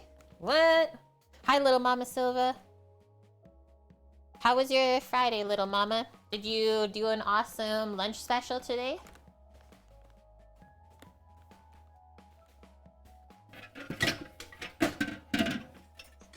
Get the burgie press. I haven't used this in so long. Same with the patty papers. But oh my gosh, does it save time if you're making a lot of burgers. Our proofing chamber is complete. Okay, so there's our patty paper. The top one's kind of crumpled, but just comes out like this, and it's lined with wax a little bit so it doesn't stick to the meat. And this is the burger press. It's pretty cool because you can set the size of burger you want by twisting the top and pressing this like as far down or not as you want. The streamer once visited me, probably. I mean, I also got told when I started streaming cooking that I would not get any like brand deals or collaboration without having an agent. Let's just say that was not the case. And I'm glad I didn't let that deter me from what I was told. So yeah, we have 2 of those burger presses because we would often do a lot of like butchery work with venison. So our friend would bring over what he hunted, and then we would take care of it making sausages and burgers and stuff like that. Same with, like, if you guys have ever had a salmon sort of patty or a salmon burger, so dang good. For sure, Michael, right? Like, if I think back, if I listened to what that person told me 6 years ago, I probably wouldn't be where I am today. Like, it's one thing you learn as you get older, right, is everyone kind of has their own opinion on life, and it's all due to what you've experienced in the past. This is so weird how, like, the one beef went way more brown, and how is this one still perfect?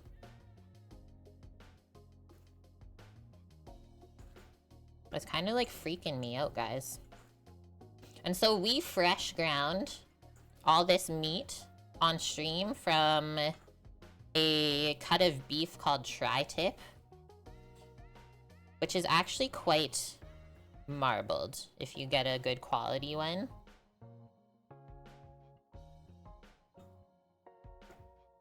And so see how I'm not really pressing this together? That's a mistake that a lot of people make when they are making like hand-formed burgers, let's say, is they'll over mix the meat, and what that does when you go to cook it is it makes it cook more dry. You're gonna cook more of the juices out. I don't really know why that happens, honestly. I kind of compare it to like overworking gluten in a pie dough or something like that. So we really try to work the meat for burgers as little as possible. And that's how I find you end up with more of like a meaty sort of steak burger patty versus a like more sort of rubbery meatloaf patty.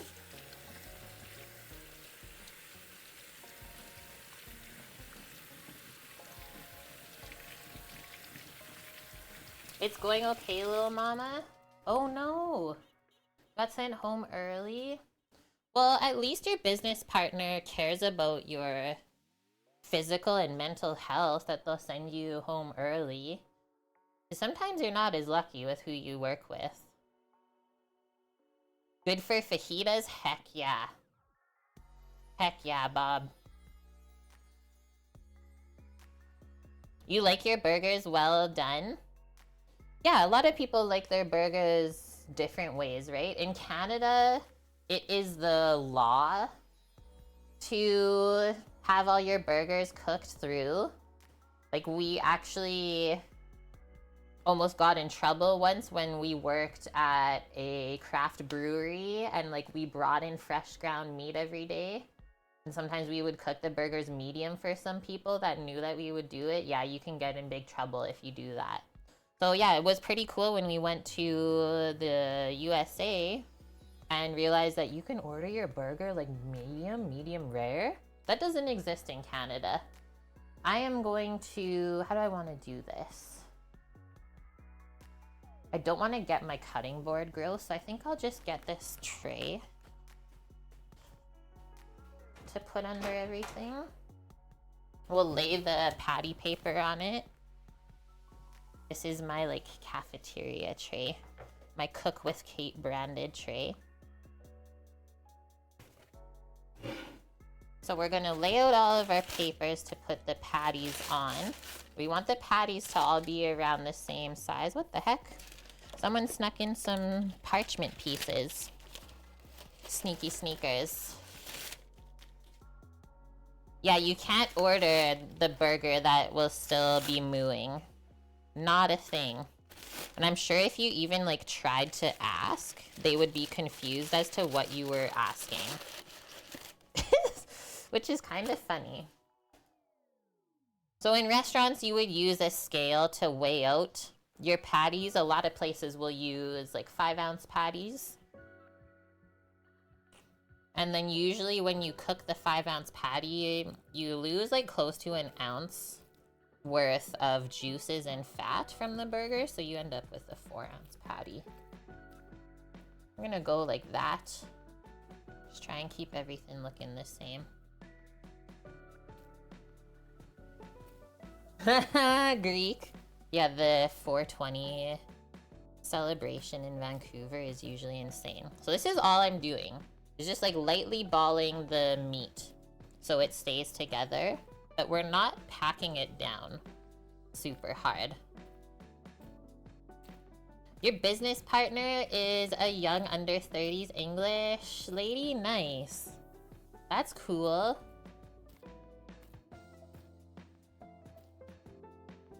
Oh, and you have a Canucks playoff game downtown too? Oh man, I remember here in Edmonton when the Oilers were in playoffs like a couple years ago. It was crazy Greek. Like we actually had to reverse down the street because there's no way you're going through that one road. Thank you, Greek. Gifting the sub to Lil Mama Silva. Welcome back to the kitchen crew, little mama. I hope that your shoulder feels better.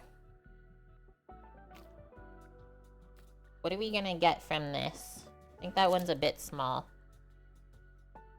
We might just get 6 bigger patties.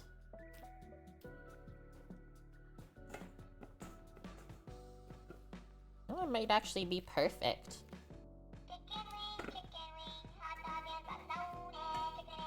Nice.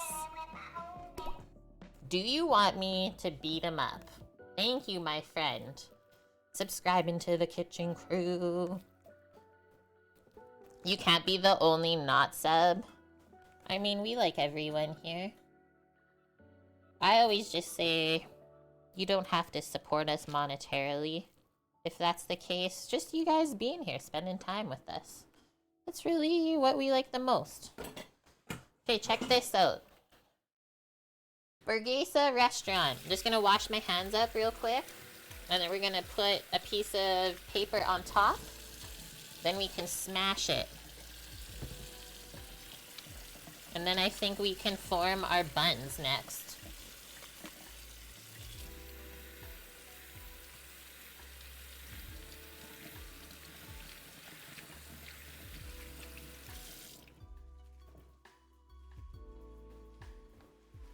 That's what I keep telling people too, sorry, man.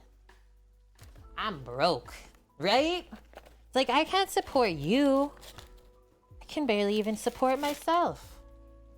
Give it a little press when you put the paper on.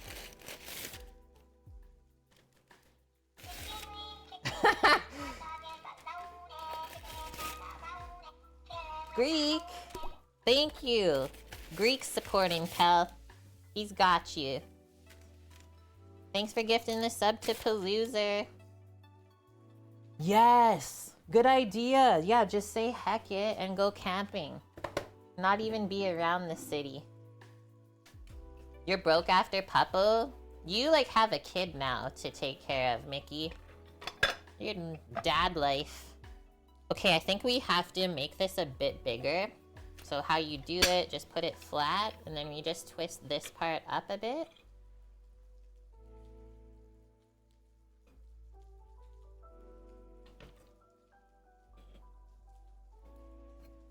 Right, that's all you do?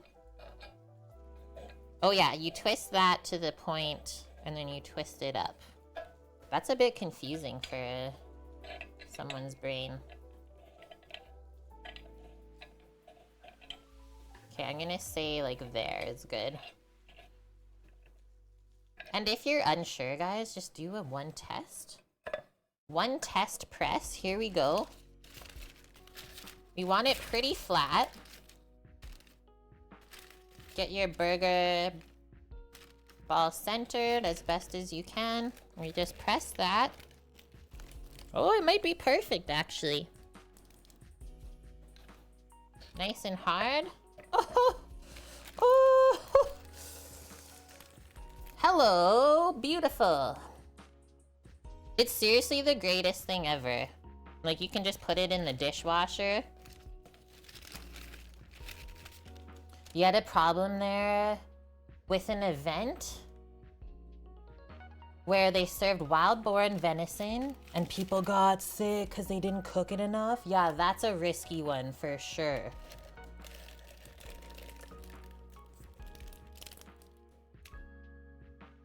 That's like this one event that we did for the brewery.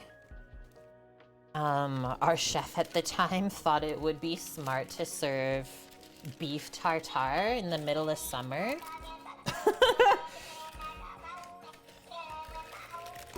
The amount of like safety and health things that we had to have in place just to serve the beef tartare at the one event was like ridiculous, right? Like think of something else to serve where there's no refrigeration. Hootis. Greek, thank you for gifting this sub to Hootaz as well. You're trying for 100 gifted subs, Greek. You don't have to. Yeah, this is actually a burger press, not a smashed burger iron. It's like how you do a legitimate smash burger is you take this whole patty, the ball, and you smash that right into the pan or on the flat top, whatever you are cooking it on. And it gets pressed right onto the cooking surface. This is a bit different, but I find it's easier.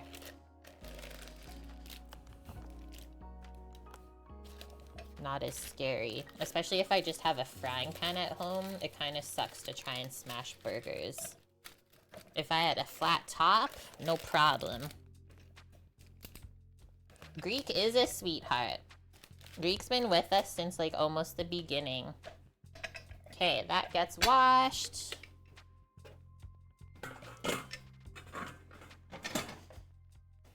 Probably some of these we will pack up. I guess we'll see. It might be just a burger day for everyone. I'm just going to put that in the fridge, I think. I can possibly slide that into a shelf. Call it a day. If it doesn't fit, I'll put it into a small container. But definitely keep those cold while we are prepping everything else.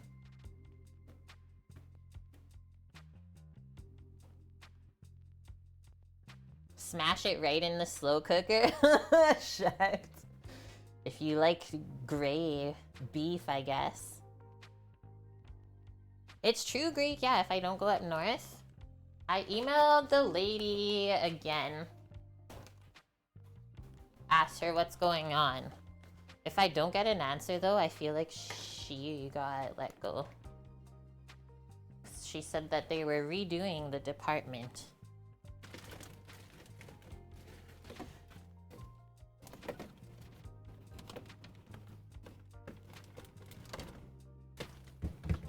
Winning! Slide that baby in there. Okay. Hello, potato buns. Our contact is currently unsure as well, so he doesn't know what's going on. Oh no. He'll let us know when he knows. Okay, container was not needed for the buns.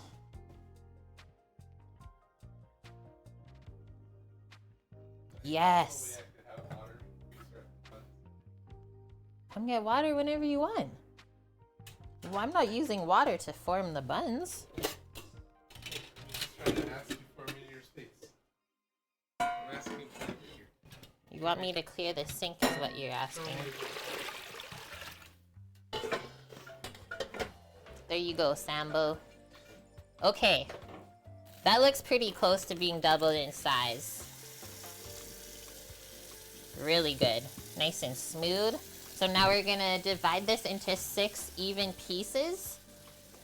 I'm just going to dry off. Oh, the sheet pan's basically dried off now, but we just need a baking pan lined with either parchment or I'm just gonna use my silicone baking mat. So we save paper. Because we put the dough balls right onto the sheet pan next. Buns.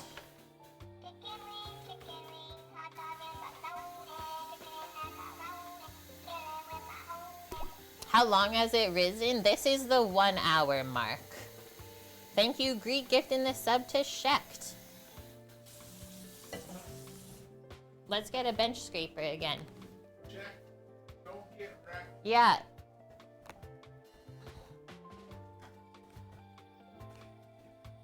Hot cross buns. Not again. Loser. Okay, pour this out. It's not super sticky now that it's risen once. But we might need a little bit of flour, so keep that nearby. I'll have to go grab it.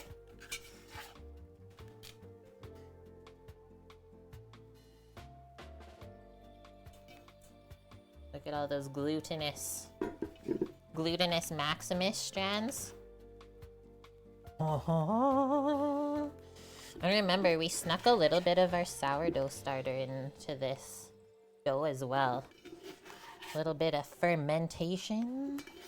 It's good for digestion.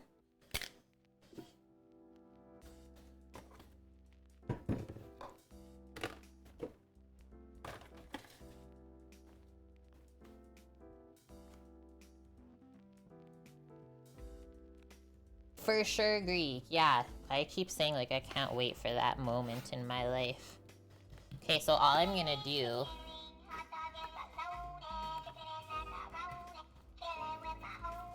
Thanks, Greek, gifting this sub to Bobom. Welcome to the kitchen crew. We are going to... These already seem huge, hey? Divide this in half. We like big buns. We cannot lie. And then each of the halves into 3. Because we only should be getting 6. I usually just eyeball it and then adjust afterwards. Like that one was really big, so we can transfer over there. Greek's at 68. Just wait till we get to 69. Nice. Maybe a little off this one again and a little off of there. That looks good. Just create a little bit of space to roll these. And you don't want to use flour at this point either. You want it to have a little bit of friction, let's say. I'm gonna take some of this air out first, so just kind of smash it in between your palms. Oh, and actually this is really easy just to do it like this. Then see how I'm folding, kind of stretch and then fold and press it. This is the first way I always teach people how to form buns at home until we get a nice smooth top, and then your seam is always underneath. If you put that on top, the bun won't really stay together. It's a bit sticky, I think, from the starter, but it feels really nice and soft. That's partly from the butter, the dried milk powder. Even the potato flakes will add that structure. Like, how is that not sticking to my hand? Greek, 5 gifted is awesome. That's more than you ever need to do. So thank you.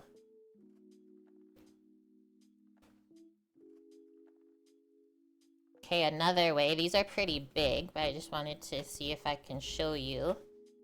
So you put your dough ball right on the counter, and then we kind of make a claw.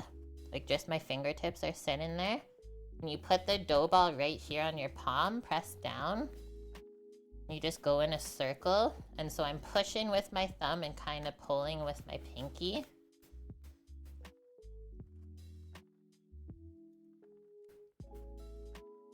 I don't think I'm getting enough air out doing it that way because it's a bit sticky and I don't want to use flour. Just go back to this way. These are the best buns I've ever made, Shex. They're seriously delicious, and I was saying they're really good for like breakfast sandwiches too, if you have leftovers.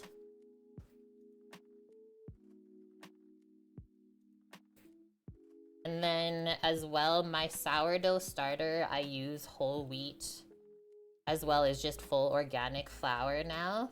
That's why you see the little bit of whole wheat flecks in there. It's healthy for you.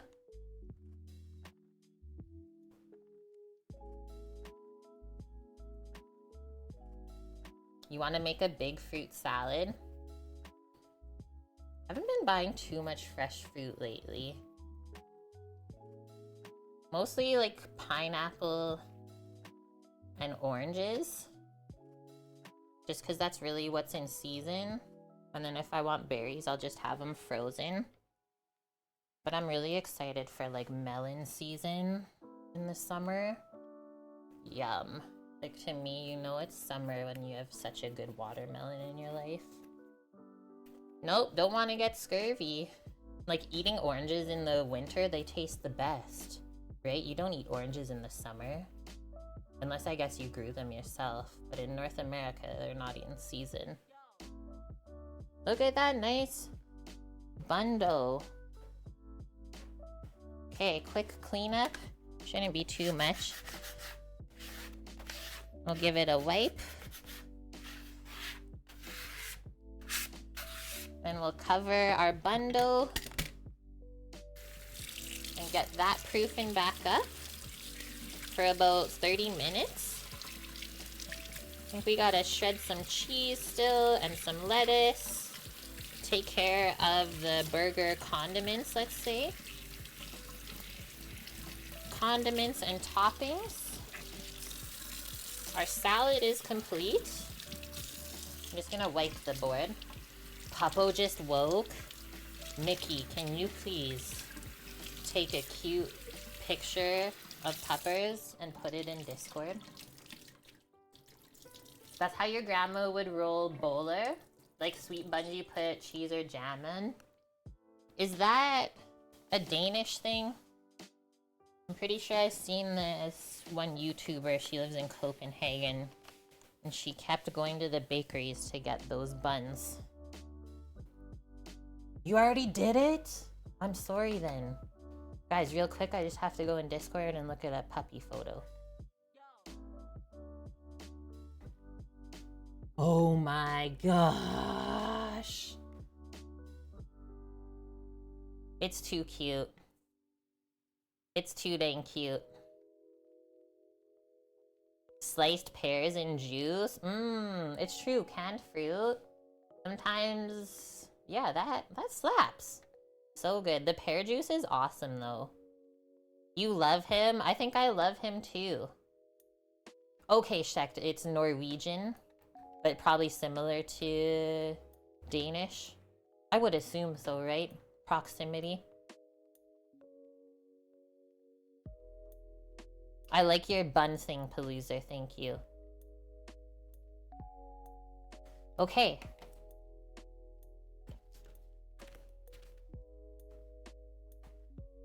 Bowler just translates to bun. That's what I assumed happened.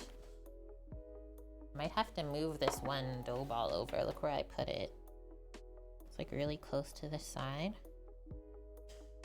Okay, now at this point, I usually just take a clean dish towel or tea towel and put that over top to keep them from drying out. Tuck the babies in for a little nap. Let's create another proofing chamber real quick in the oven.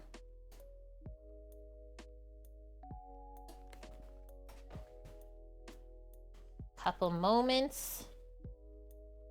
And then we'll let those sit for 30 more minutes while we finish everything else off. Isn't it cute, the puppers?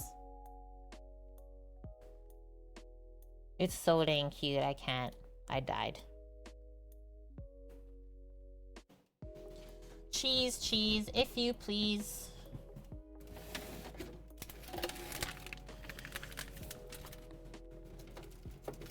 We got marble and we got Gruyere. Time for shredding. This is another one that's just like starting to become a thing in Canada, is American cheese. You can't find it in regular grocery store. I know there's one wholesale store here, but we don't have the membership for it. It's actually called Sam's Club. Other than that though, yeah, the only time you'll see American cheese in Canada, at least here, is at a burger spot. That's a chain. Like Five Guys, Fat Burger, stuff like that.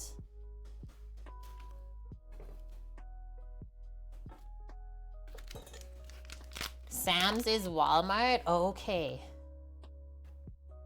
You should put your doggos in Discord. Yes, please. 4 full-grown, full-blooded Alaskan Huskies. Don't ever ask me to dog sit them. But I'll come for visits. I'll come for visits, but I'll never dog sit another husky in my life.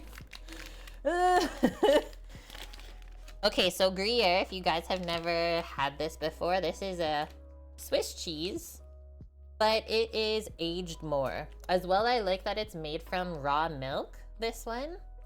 So it's a firm ripened cheese. It's an aged Swiss cheese. Compared to like just Swiss cheese itself is a lot more creamy. This has some funk to it. And then on each side, there is a like wax sort of rind that you have to remember to take off. I'll cut a chunk like that.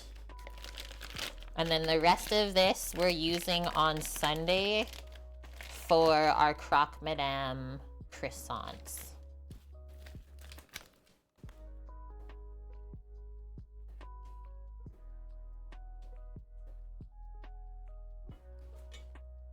So we're doing a mix of a funkier cheese and a creamier good melting cheese.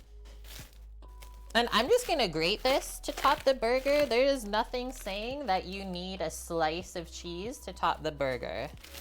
As long as there's cheese and you call it a cheeseburger, I think that's all that matters. You love cheese? I freaking love cheese. Gruyere is so delicious. I'm like drooling right now. You call them full-grown, full-blooded sass monsters? That is an accurate description. Should I say some huskies? Or is that just all huskies?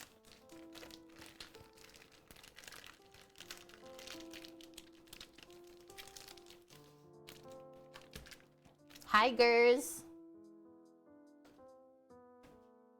I heated up my oven a little too much for the buns proofing. I just gotta cool it off a bit.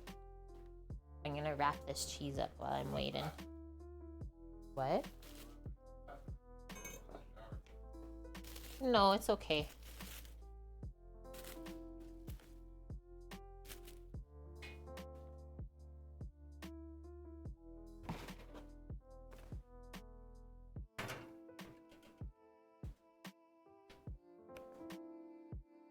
Do our timer anyways. You usually stop at croque monsieur? No. You gotta go full croque madame. Trust. Right, Samuel? You get so much sass. I can only imagine. You're working and lurking? Nice.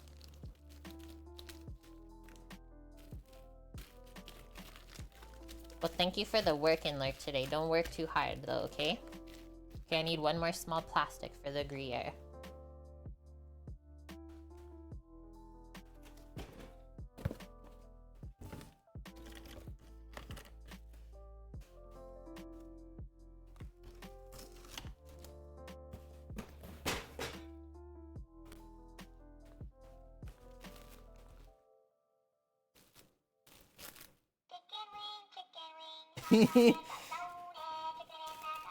Greek's on it. Thank you, Greek. Gifting another sub to our community today. Welcome into the kitchen crew. We got Gers, working and lurking. Greek, nice. You're at 69 gifted subs to the channel. Yeah, another victim. Sucks to be them, hey?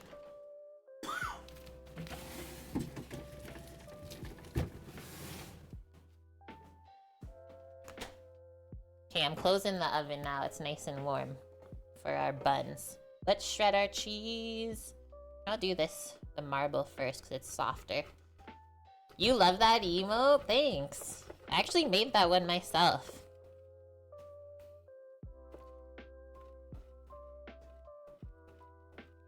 That's okay, Mickey. You're a-okay.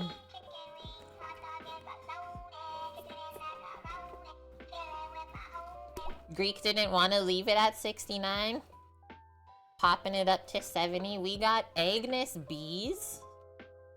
Part of the kitchen crew now. I don't think I've seen that name before in here. Someone brand new. Greek, you're great today. Take careful when you get to the end. Don't grate your own self. Did I post the recipe I used for the dough? Yes. So every stream, if you type in the chat !recipe and then hit enter, you will pop up the recipe links for the day. As well, I always try to pop them in Discord too before stream. Holy, piece was like huge that flew off. If we do this, there's your recipes for the day. Oh, so the bun recipe on Discord, I haven't made it in a while. It's from like a couple years back. So for my Discord channel, because there's like 6.5 years worth of recipes, just use the search engine in the top right if you can't find the right one right away.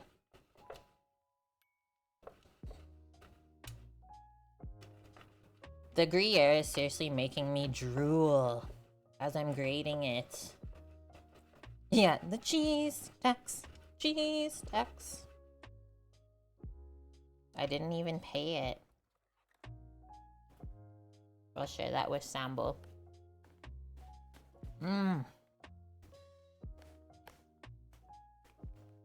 That is a good batch of Gruyere. Insanely creamy. Yeah, I taxed myself. And I paid it for others.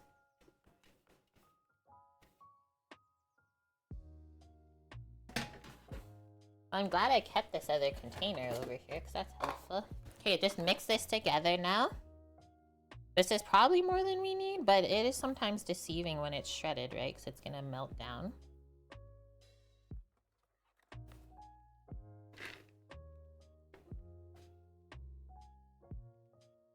Greek, we used the tri-tip, the leftover grind from the last 2 weeks of stream. I just vacuum sealed it and froze it. We just mixed them together and we got 6 patties out of it. Bam. Cheese tax paid.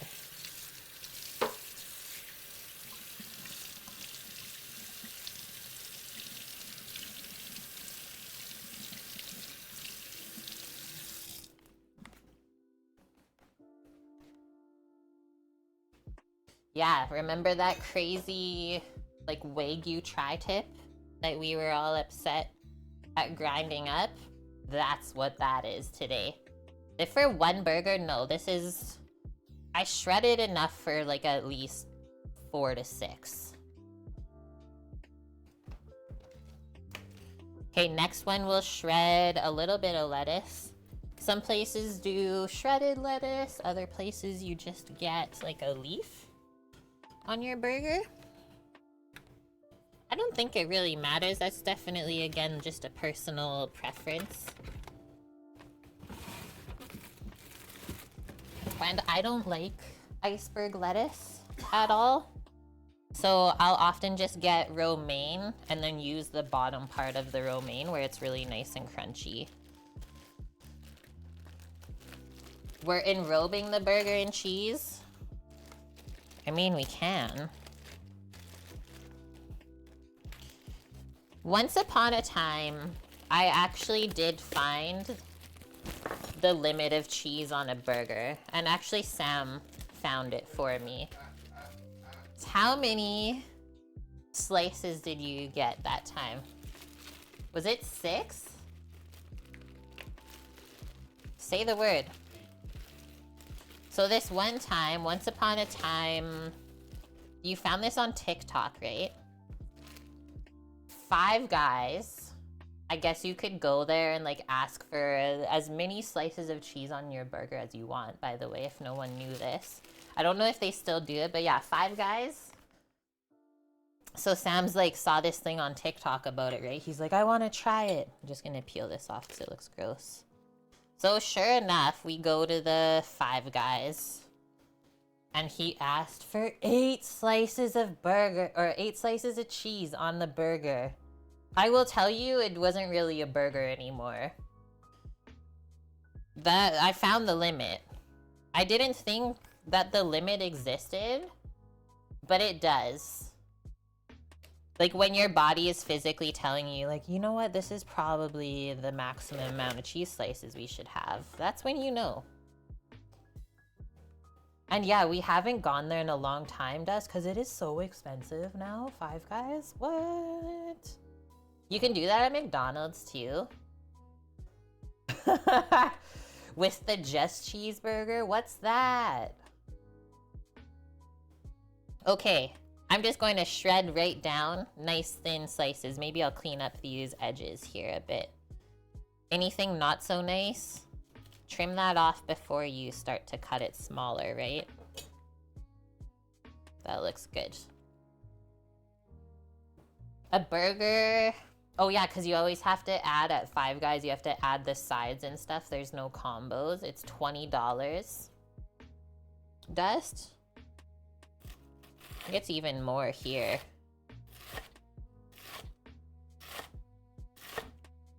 I like it when the lettuce is shredded really fine. Like a big handful of that.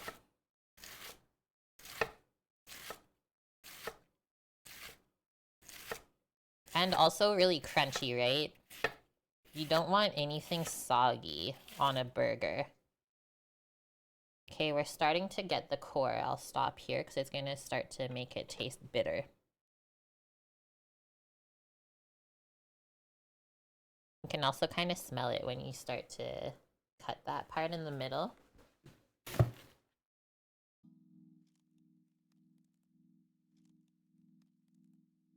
Maybe I did see that actually, the meatless burger that was just 20 slices of cheese on a bun. I think I saw that on TikTok or something. Okay, let's just put that in a container as well. Maybe we'll put the sliced tomato and the pickle in this container too.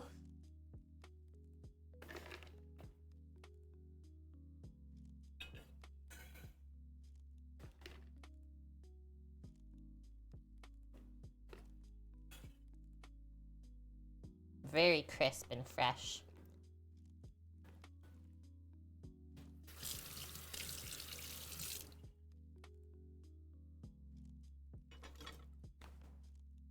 It probably depends on the lettuce, right? Because sometimes I've had just a leaf of lettuce on a burger and it's gone way more soggy than like any shredded one I've had. So it totally depends on what they're using and like how old it is. All of the things.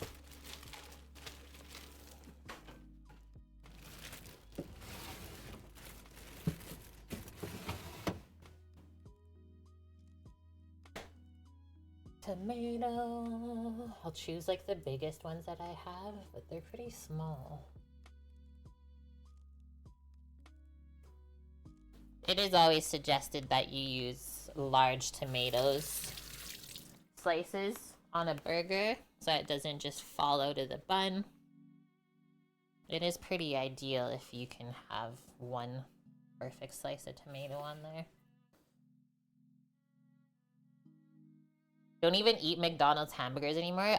We were trying to remember the other day the last time that we even ate McDonald's. Like often we just go for breakfast, like get an egg McMuffin and a hash brown. But yeah, we don't even eat the burgers there anymore. I can't remember the last time we went. That's how long it's been. Because like even their stuff is super expensive now. Like to add on one hash brown at McDonald's here is $3. That's wild. That's so crazy. Yeah, right? It's this crunchy sort of stuff that we're looking for. That's why I just use the bottom of romaine rather than buying an iceberg. This is the real test of your sharp knife, and I definitely say it's not. Might be a Samo knife sharpening stream, because look at that, you guys. That really is the true test, and I've said it for like 2 weeks, I'm pretty sure. So, if you didn't take care of your knife, like I did, because I like to call myself out too. I never consider myself to be perfect. You can use a serrated knife. And this is often the trick I'll use, like if I'm working in a restaurant and you're using the restaurant knives that are really dull, just go to a serrated knife. And you can actually buy tomato slicing knives and they're serrated. But I've never found a point that I would need a knife just for slicing tomatoes. Now, obviously you don't put the tomato butts on the burger. I usually just eat those.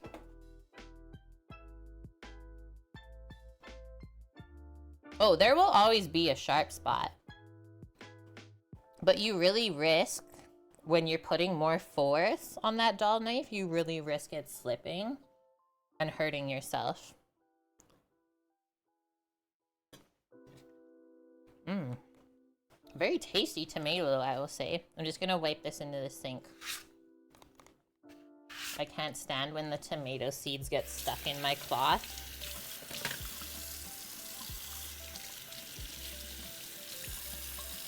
Yeah, I've never done that, but apparently you can touch up your serrated knife as well. I would take that one to a professional, I think. Sunday knife sharpening, or we can do it a bonus Monday, Greek.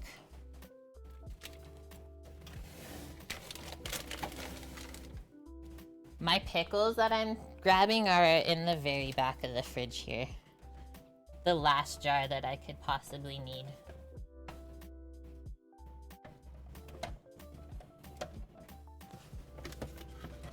Okay, after this, I think we just have to make the burger sauce, and that's it. Bake the buns. And yeah, that is so true. Learning to sharpen your own knives is worth it. You will save money. And I would say, like, it makes cooking more fun when you have a sharp knife. But I always know that my knife needs to be sharpened when I start to get frustrated as I'm prepping things, right? It takes longer, your knife is slipping.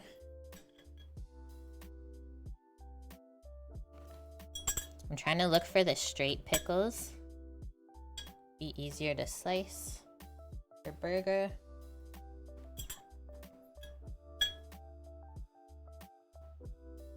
And these are baby dill pickles. You could get bigger ones.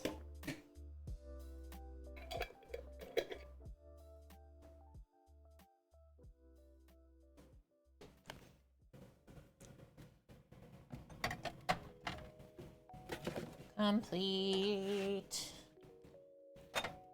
I'm gonna give a mix on our pasta salad really quick too, while we're at this point.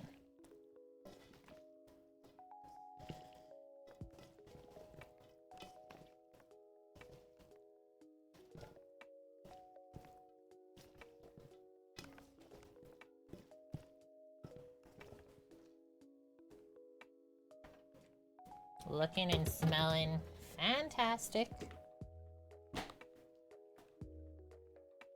You'd pay me 2 hamburgers Tuesday for a hamburger today. But we can make a deal like that, Nike. I'll put it on your tab.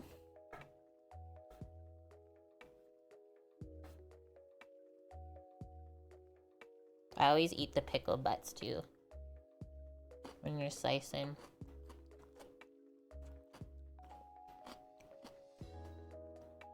Greek, just do not plan to drive anywhere tomorrow. Also, I did come up with a pretty munchy-esque menu for tomorrow. Like waffle fried nachos? Come on.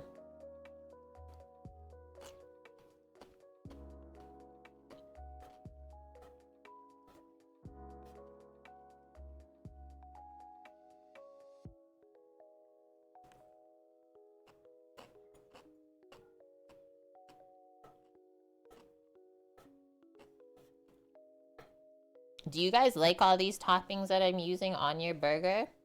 Or do you do different stuff?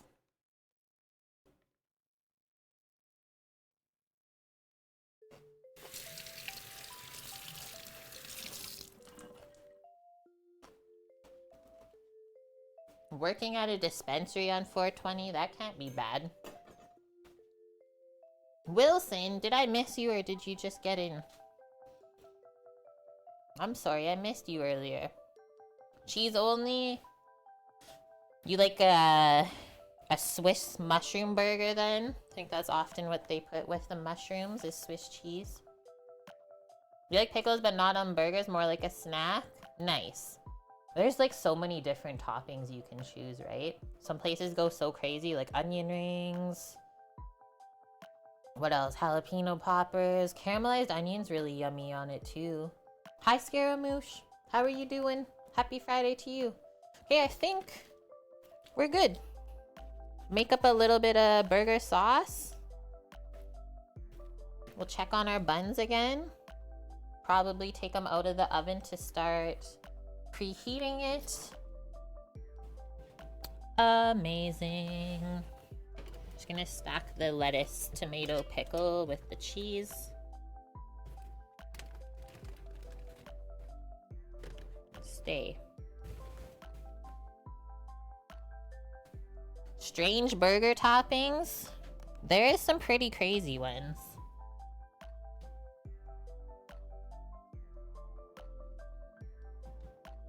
Actually, I think I'm just gonna go plain mayo, guys. Heck it. I wanna like taste how good our meat is.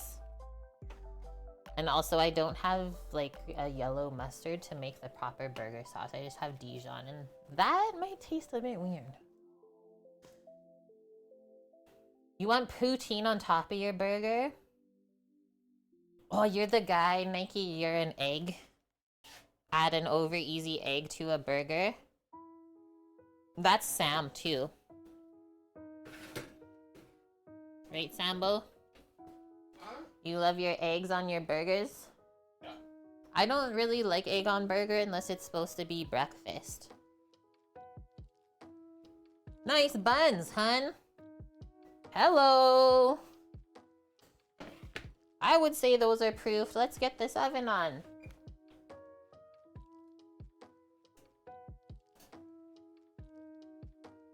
Thanks, guys.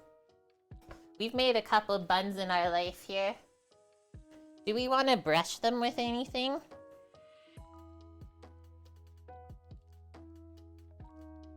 Do we want to top it with anything? Do you want sesame seed bun? Or you want plain just egg wash bun? Sambo says just egg wash bun. What cheese do I prefer on my burger? Also, hi Relic. Hope your week was good. I like either American cheese, cheddar cheese, or pepper jack. It kind of depends on the other toppings that are on it, right? Sometimes it also depends on how you cook it too. Like I would say if the burger is like grilled, I really like cheddar cheese on it.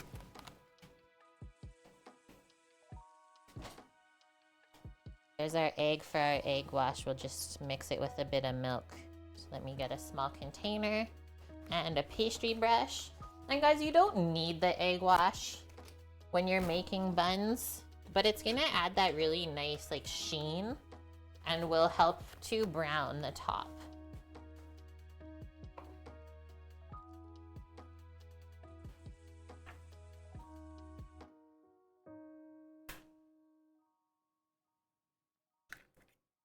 Watermelon and mustard on a burger, Greek? Where does the watermelon come in, please?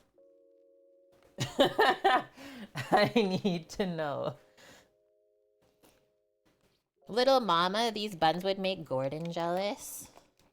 I will tell you, one of the best burgers I've had in my life is from Gordon Ramsay Burger. How many times have you been there? 4?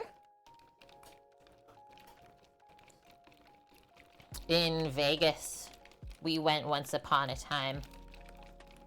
I don't want to know what they charge now for their burgers, but even like back in what, 2017, I think we went, 2016, it was crazy, the price. Okay, so you want to really mix your egg well first before you add the milk. Spiky Chan, hello. Thank you for the follow and welcome in. And then just enough milk, or you could do water if you don't want to use milk, to make it so that you can swipe it on the top of the bun. And you don't want to put too much of the egg wash either, because then it will kind of pool underneath the bun as it bakes and make this like weird hard egg. I've had that before. And it's a bit of a weird texture when that happens.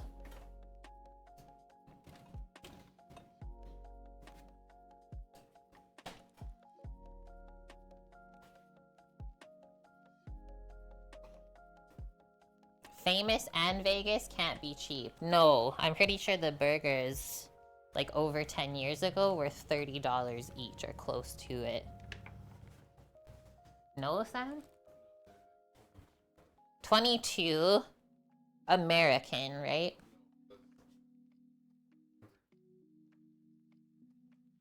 Yet it is. You went to Hell's Kitchen in Vegas a while ago and you had the spare ribs but no burger. Was it good?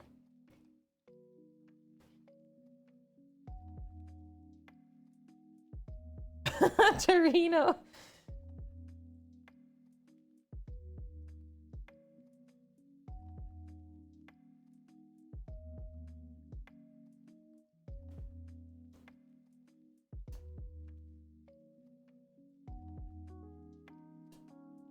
Yeah, shecht. Oh, just a normal price in Norway then.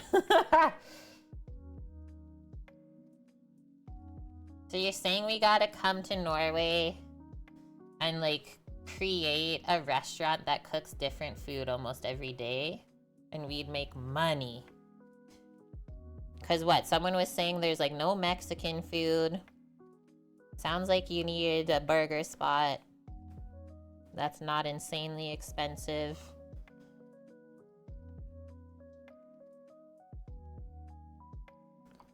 There's a Ramsay Burger in BC?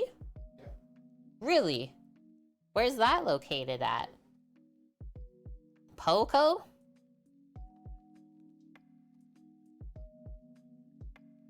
And we do want to make sure that we're doing an even swipe of the egg wash. Otherwise, it will bake in the weird design if you leave it that way. I might have put a little bit too much. See how it's like rolling out from underneath? I might just grab a napkin to wick some of that away. Like the egg thing is not bad when that happens and it bakes on underneath. But I think we can do better, so why not?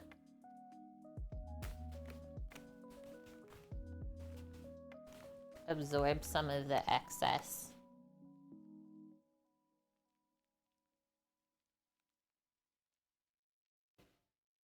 It was delicious, yet it is, when you went to Hell's Kitchen. You snuck some of your sister's sticky toffee pudding and lobster risotto, which were all good. I would assume Hell's Kitchen is gonna be good. That would be weird if it wasn't, right? These look so amazing, holy smokes. So then kind of an important thing, right, is making sure that whatever size your buns bake to is like the size of your burger patty, because you don't want it to be all bun and no burger, but you also don't want the opposite where it's all burger and like the bun is just like disintegrating.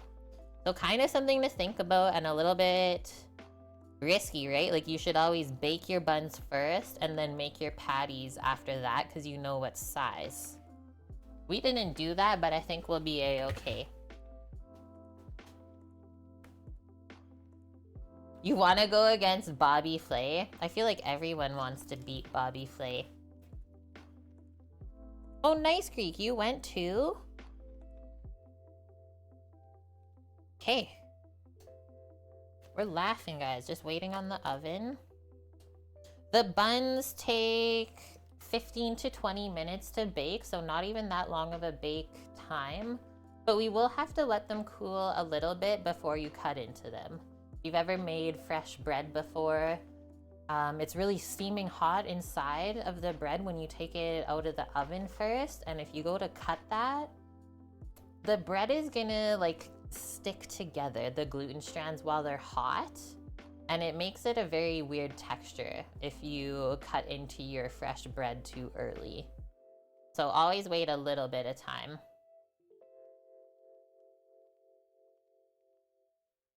"15 to 20 minutes. I know, it's crazy, right? I love how quick buns bake. You'd rather cook with Emerald and Gordon? That would be so fun. Like, I grew up with my mom watching Emerald all the time. Like, after I got home from school, the amount of times I've heard, bam! A lot of times. Yeah, the subliminal messaging. Eat. Eat it. Okay, I'm going to grab out our pan. I'm using a big cast iron pan. to sear the burgers.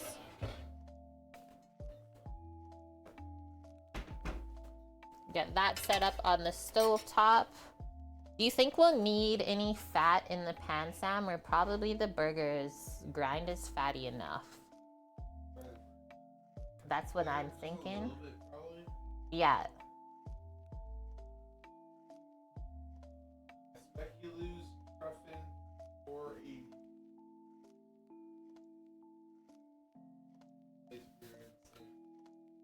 Okay. I was like, what are we referring to here? Am I a flipper? Like you're saying for burger, am I a flipper or leave it aloner? I'll always flip my burgers. When it comes to eggs though, I often don't like flipping my eggs. I'll baste them.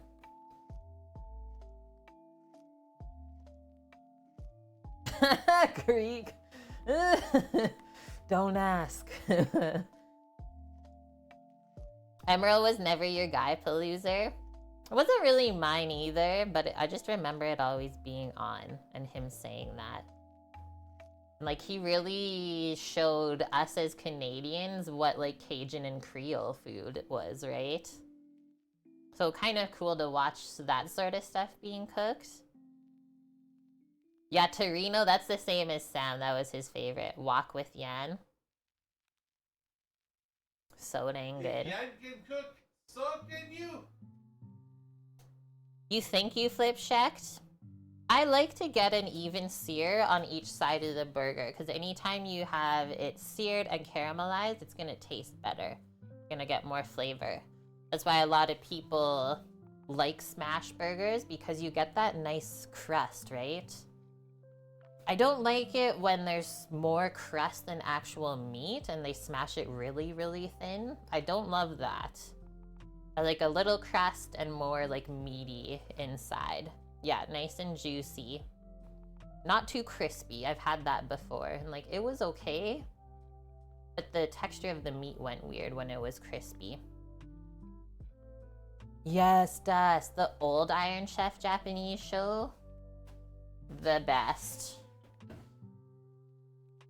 Okay, ready? I'm gonna put the buns in. I'll set a 10-minute timer and then we can check them at that point. For our burgers, we need a spatula for flipping. Right here in front of me, clean. That's a good one.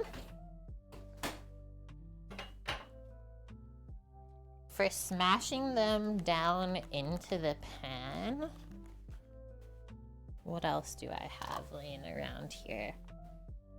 I have some bigger spatulas, but they're in the storage locker, so I think we'll just use some tongs with the one that we have. Just kind of show you what you have to do in the pan is like this has to go flat, right? And you just use like the back side or the front of the tongs to help press it down.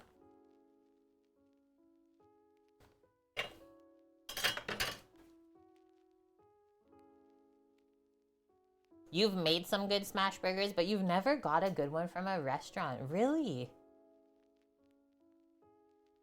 That kind of sucks.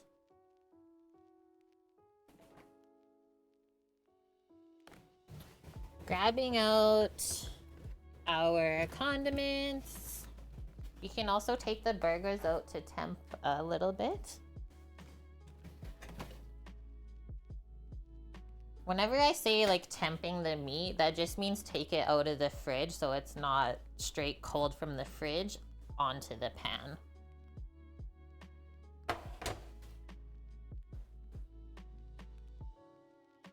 Yes, yeah, if you have... It's just called a burger press, right? A bacon flattener thingy. We don't need to use too specific of words. Your thick spatula you could use as a crowbar. A lot of kitchen utensils can be used as weapons, it's true. Are you going Kewpie for your mayo or just regular Hellmann's? Guys, no Kewpie on burgers. Hellmann's.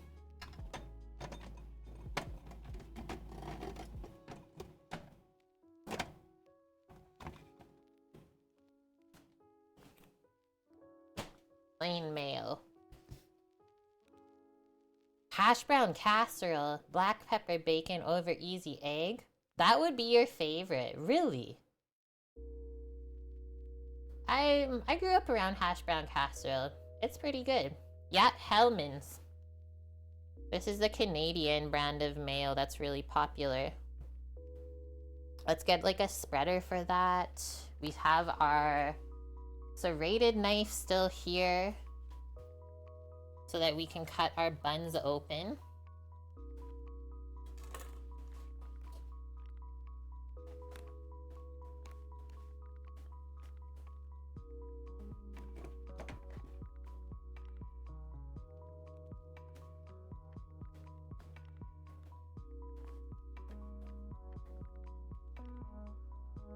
I think it's Canadian. The Hellman's brand? Suppose there's only one way to find out.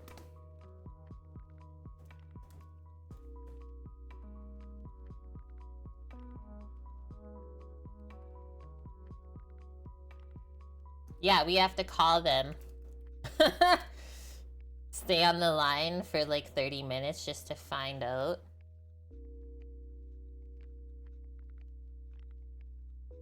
Hellman's mayo is manufactured by Unilever. The primary processing and packaging plant for Hellman's is located in Ontario, Canada, and they have a secondary manufacturing facility in Long Island City and New York City in the US. The company has over 300. Why is there 300 factories making the same mayo? 300 manufacturing facilities of Hellman's around the world. Now we know the truth of it, guys.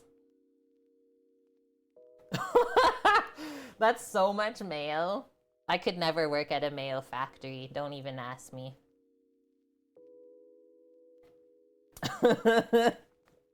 Gross.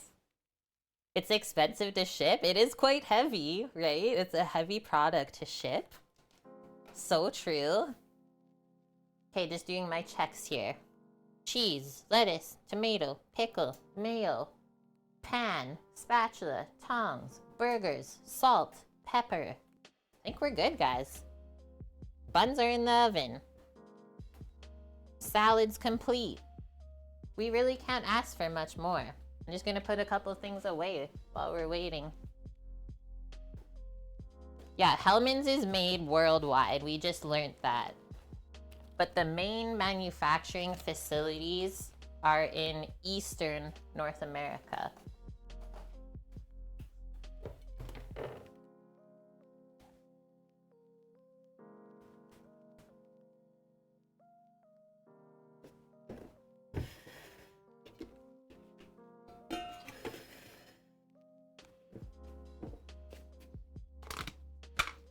Let's fill up our salt while we're waiting. It's 300 factories in 3 cities. No, it's not that. That would be crazy too.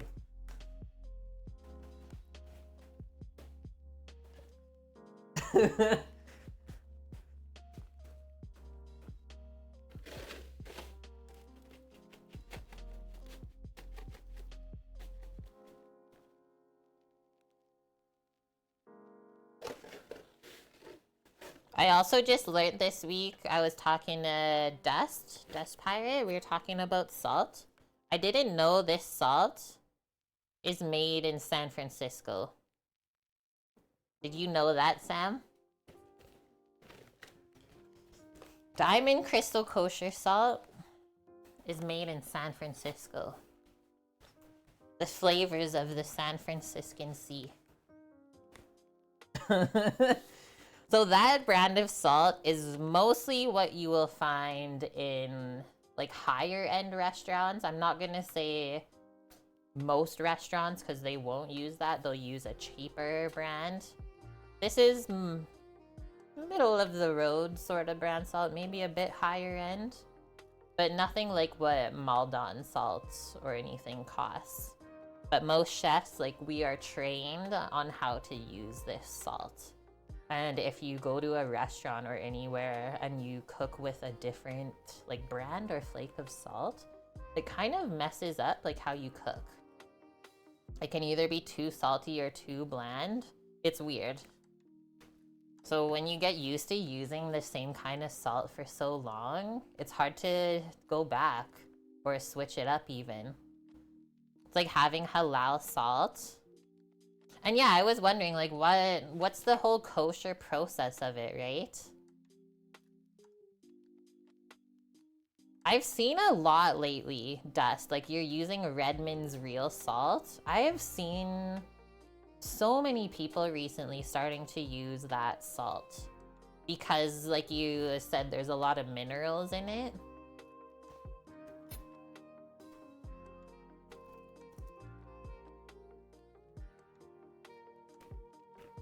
And those minerals are good for us because they're not really in our tap water anymore. Hello, Athena Cat. What kind of salt is best for cooking? I don't know if there is a best version of salt for cooking. Now I have to wait to answer her, guys, because she's watching an ad. I'm just gonna look up kosher salt real quick while we're waiting.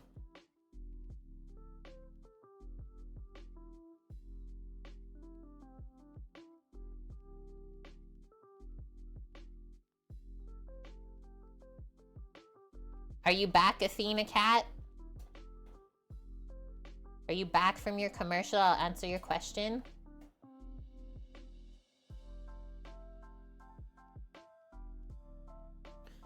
Okay, so what I was gonna say, guys, is yeah, there's no real proper salt for cooking. There is like sea salts that you can get from all around the world. And then there's often just kosher salt. And then what we were also saying, there's a brand called Redmond's real salt. So they say kosher salt is a coarse, flat-grained salt without any additives, mostly made of sodium chloride. Whereas if we compare this to table salt, they add iodine into table salt, so that's why they always say it's iodized. Sea salt is made from drying salt water from the ocean or saltwater lakes into crystals. Obviously, there are like other flavors that can be imparted when you have sea salt. So I actually don't know how they make, like, what's the difference of kosher salt then? Like, I always thought they made salt from like ocean or seawater. Holy shit, these buns are huge, you guys. What is even going on here? I don't want to take them out because I don't want them to fall. Ooh, I poked one by accident. Oh my god! They're like huge already. Might have to end up with 4 burger patties, not 6, because we gotta make the patties bigger. Okay, I'm gonna do like 7 more minutes on the timer, and then the bun should be done at that time. Kosher salt is just called that because of its use. That was so confusing as far as an article goes.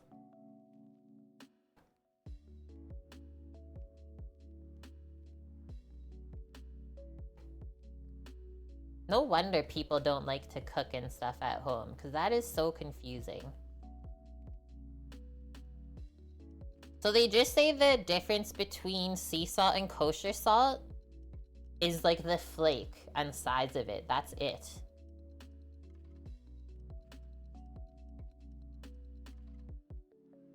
But that doesn't even make sense, because what I'm reading, they're saying kosher salt is larger and more coarse than sea salt, but every time I've used sea salt, the salt's been larger and more coarse than kosher salt. So it probably just depends on the brand, and that's it. I have both in my house. Totally depends on the brand, I'm gonna say. That's so funny. Yeah, when we were living on Vancouver Island still, I was able to actually tour a small batch salt factory, let's say, where they take the water straight from the ocean and then create salt from it. It's called Salt West. I believe they're still around. But holy, it was so dang cool. And like lately I've been using their one like super coarse flake salt that he just like gave me as a one-off. He said it's mostly used for like meat cooking and roast because it's huge, but I've been putting it in my like bath as a version of Epsom salt, let's say. So like if you can look at that. So like this is sea salt. That's not fine. That's a really coarse sea salt, right? But then I'll also show you this other version of sea salt I have from another brand from Vancouver Island still. So they also have this Canadian sea salt. Oh, look how fine this is.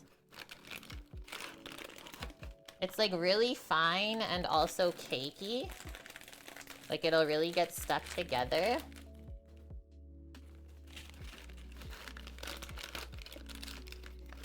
Yeah, you can buy smoked salts. As far as like smoked food items though, I would say the smoked salt is my least favorite out of them. Okay, then we also have this version of like more of a finishing sort of like flake, what Maldon salt would be. And so how you get the flakes and like crystals of the salt, it all depends on how hot and how quick you dry the salt out. So the process that it takes to get the salt to be like a pyramid, like how Maldon salt is, that takes a long time, which is why we don't always cook with this, right? And there's not a lot of it sold compared to other salts. And then also at the salt like factory, they did some salt, like you cook it in like this big metal vat. You just cook the water down slowly. And they also had some salts that were just straight sun-dried on like metal screens, and that's how it slowly like evaporates and you get the perfect pyramids. It was so dang cool. I still like sometimes go back and look at the photos. Fleur de sel is really nice for finishing too. Torino, yeah, some people are like that. Like a lot of people, I'm not saying this is a thing, but like our older generations were all raised on table salt, right? So a lot of people, like if you go to restaurants and you're cooking with other people, they'll often just use table salt because that's all they know. They haven't been taught about these different kinds of salts. So to them, that's weird, right? Whereas to me, there's like not a chance in the world I'll cook with table salt. We got 2 moments on our buns. I think maybe scoop a little bit of tallow into our burger pan, and it's almost time. Was that a good salt conversation, guys?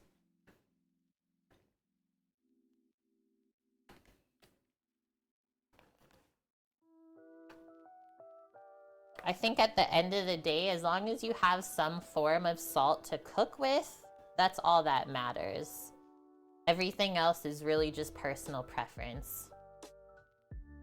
So table salt is sodium chloride, but it has iodine added to it.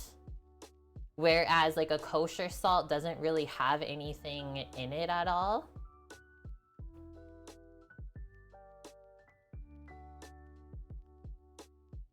For sure, Torino. Yeah, we always just had plain salt. Yeah, for supplementing in the old days, exactly. That's a good one too, Angry Rook. Because like we were learning, depending on where your sea salt comes from, it's going to take on a little bit of flavor from the sea. And like the water tastes different all around the world, right? So maybe not the best to cook fully with sea salt if it's from a weird place. I don't think that they would sell anything that tasted weird anyways, right? The iodine doesn't add or take away from the flavor of the salt. I would say it does. Like anytime I eat something with table salt, I instantly can tell that flavor. I don't know about anyone else. It's just got that little like back, just kind of stays on the back of your palate. Okay, that's our 7 minutes. I don't think you guys are ready for this. It's seriously crazy. They maybe can go a bit longer, but like I said, well, you will test the internal temperature of them. Look at my buns. Just do that over here together, because I gotta put them down. They're hot.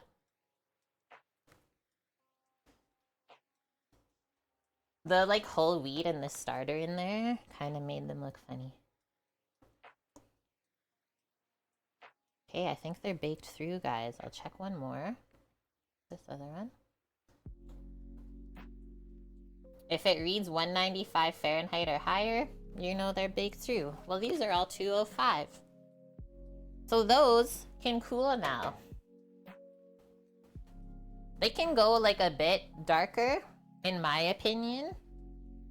But some people will toast their buns as well, so I wouldn't worry about it.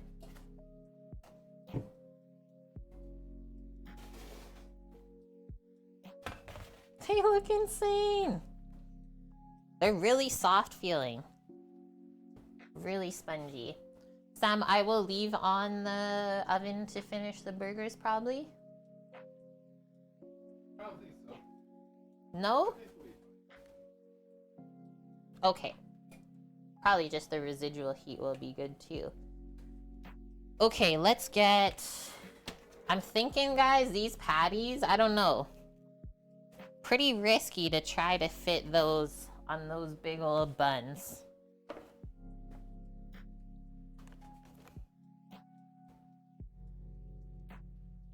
I might take 2 of those patties and re-smash those so they're a bit bigger. Because you always have to think that when you go to cook a burger, it's gonna shrink.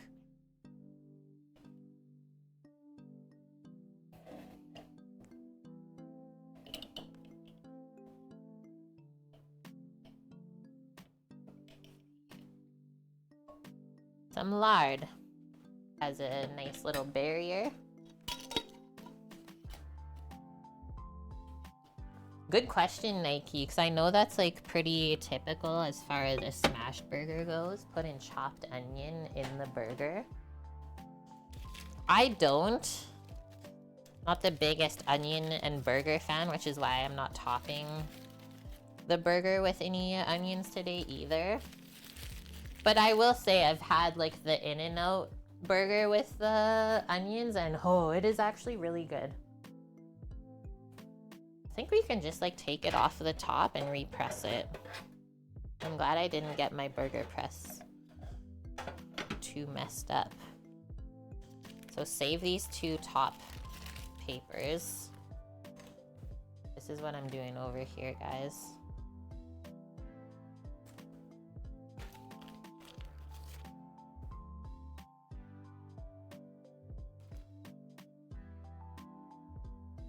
These are huge burgers today.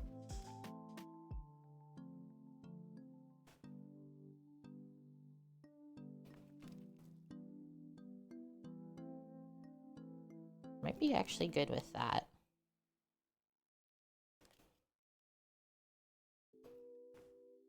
If I try to put it in the press, I guess it's not gonna go any wider, right?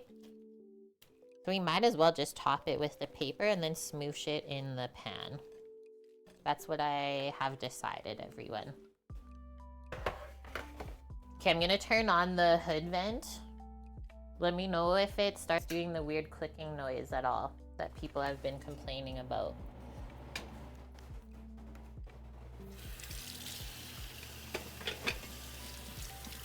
Scoots, you're back. Welcome. Just in time for some cooking.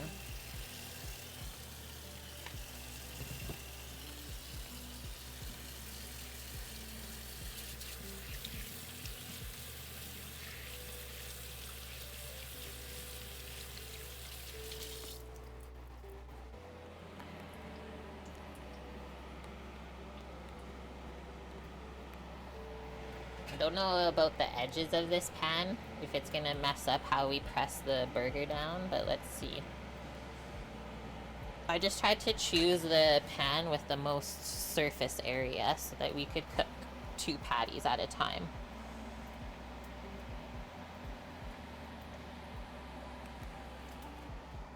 You want that pan to be really nice and hot.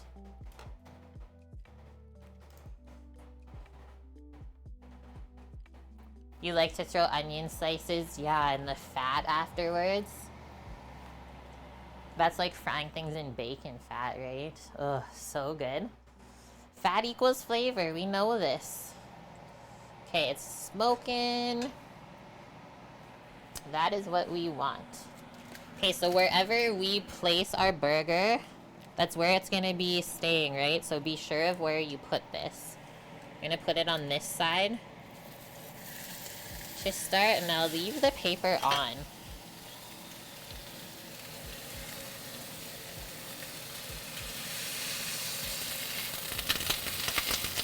Yeah, that's what we want. It's gonna be crazy.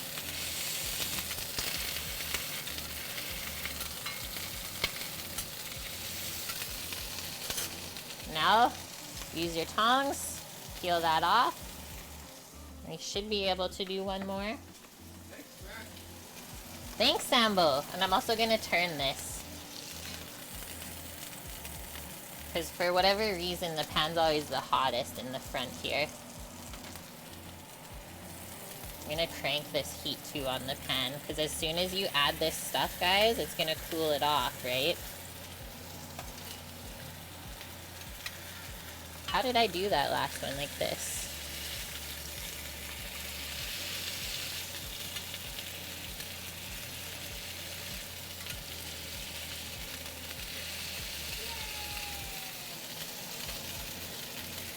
One more on this edge I couldn't reach. And a little more here.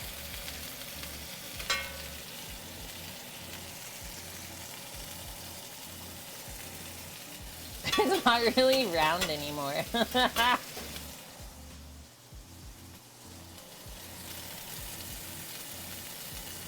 No one cares about that, right? Okay, next, let's get some salt and pepper on those. Holy shit, it's Annie! What is happening? Annie, thank you for the 500 bitlies. How was school? And hi, Bob.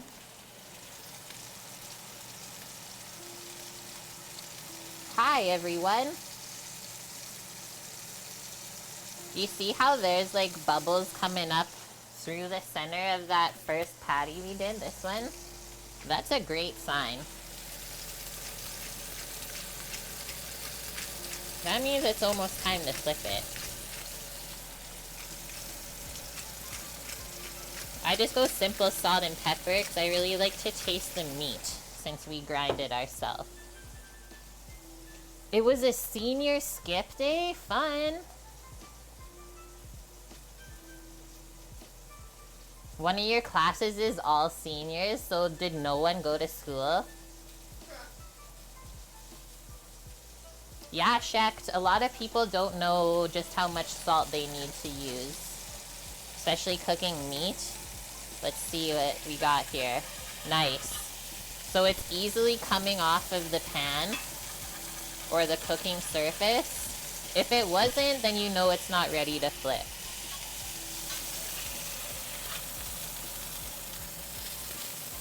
Oh, there was a little piece that got stuck. That's okay. And then obviously, where it's near the outside, it's not gonna get as browned compared to the center of the pan. If you were cooking this on a flat top, no problem. I think we can cheese that first one too. Would I cook in the pan in the shape of a panda? I think I would.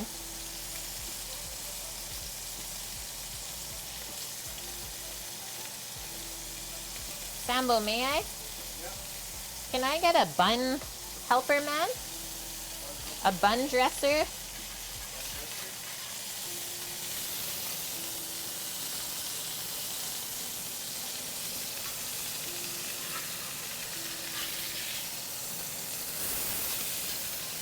Oh, baby.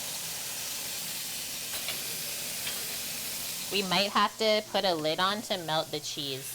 Let me just wash my hands now. We got a bit fatty.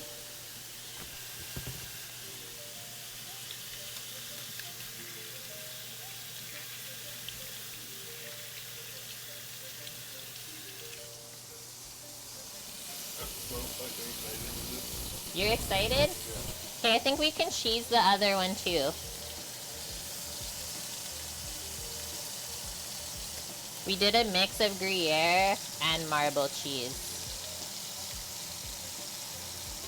All the way to the edges. Okay, I'm gonna put the lid on.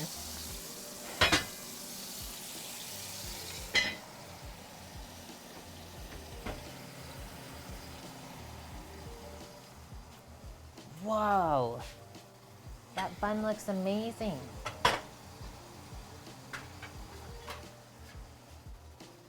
Guys, look at this.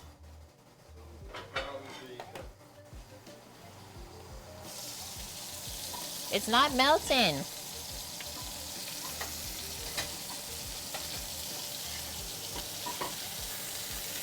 But Sambo, it's not melting. I'm just gonna take it off of the direct heat and put the lid back on like that. Do you guys see how perfect that bun is?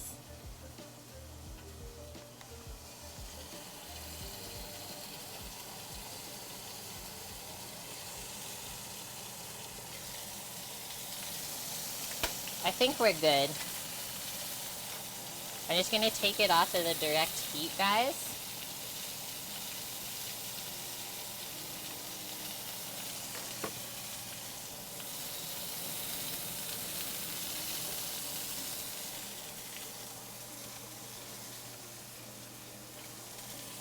Oh, he switched the view. You're ready? No, leave it there. One and two. What? I gotta re-scrape this then to do more? You have to stay here and eat it with us then. Obviously. Who is he? That's my husband. Is he paying to eat the food? He pays me to live at home. So I guess.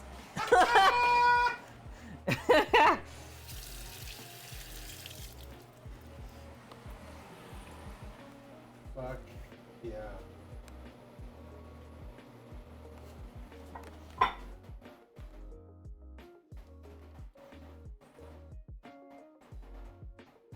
That's Fatburger-esque, yep. It's Fatburger-esque? That's my husband. You don't always see him because he works out of town. But when he's home, I like to make him basically whatever he wants. Because sometimes the chefs up at where he works are not the best. Let's just put it that way.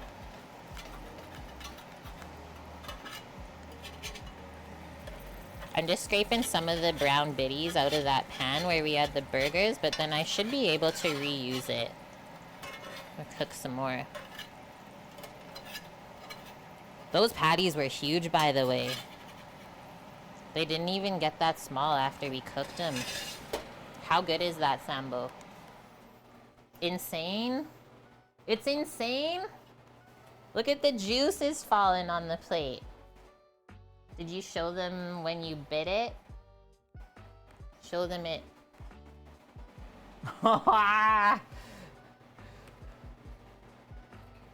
That's a con of having a chef wife. Other food sucks. A lot of you guys don't even know this, but he's also a chef like I am, even longer than me. Just he's switched careers. So he doesn't have to chef anymore.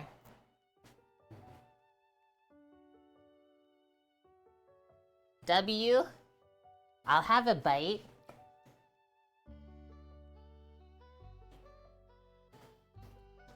Mmm.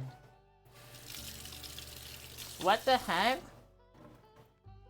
Ground tri-tip is really good.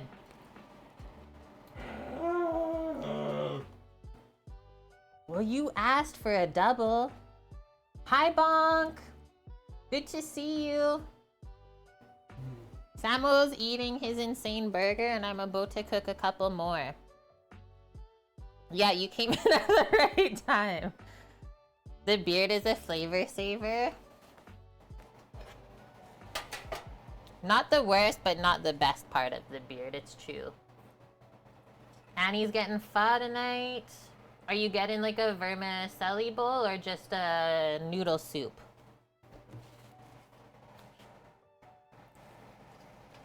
Get ready to smash more burgases. Was there enough cheese on there? He says, yeah, he can barely talk. Yeah. When it's heavy breathing, that's when you know. Sizzle.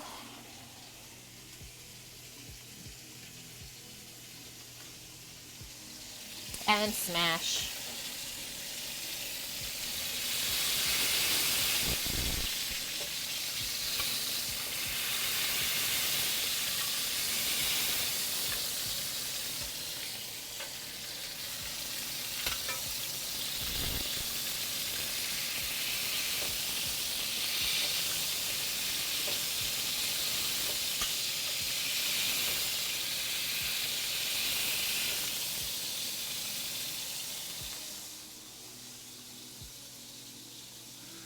Was it better than A&W? And hi, Trev. It's been forever. I'm pretty sure it was better than A&W. So you're saying I only need one patty then? Or what? I don't often see him like this, you guys. He died.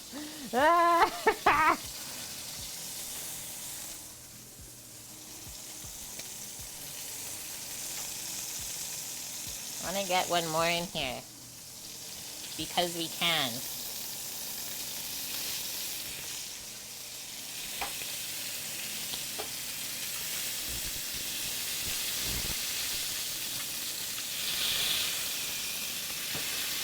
He needs a coca. Bring him back to life. Listen to that sizzle. Kate's Sizzling Sleep Sounds album coming out soon. Let's get some seasoning onto these beautiful pieces. We need to go more in the pan. Can I go farther down?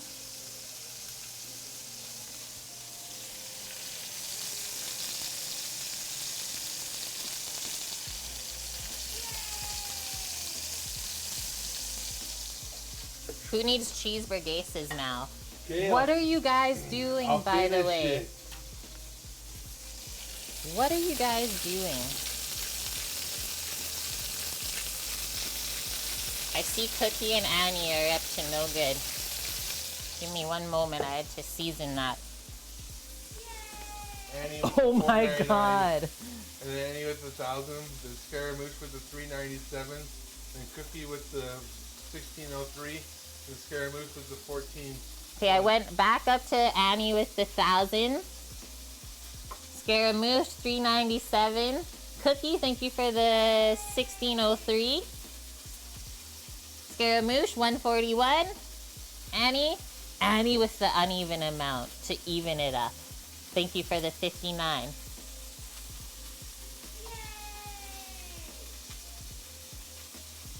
Wait, what's her face?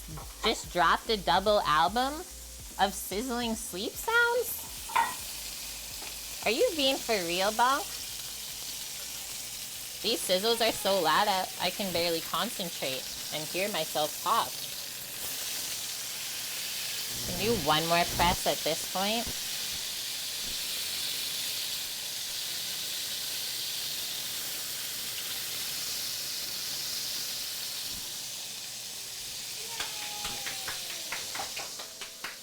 I got a round of applause. Sambo dropped the mic. Thanks, Happy, for the Bitleys. Any Swifties in chat? I don't know, actually. We don't like talk about a lot of music here, hey? That's so true. I'm dying. Sambo died. Torino, legs up to her neck.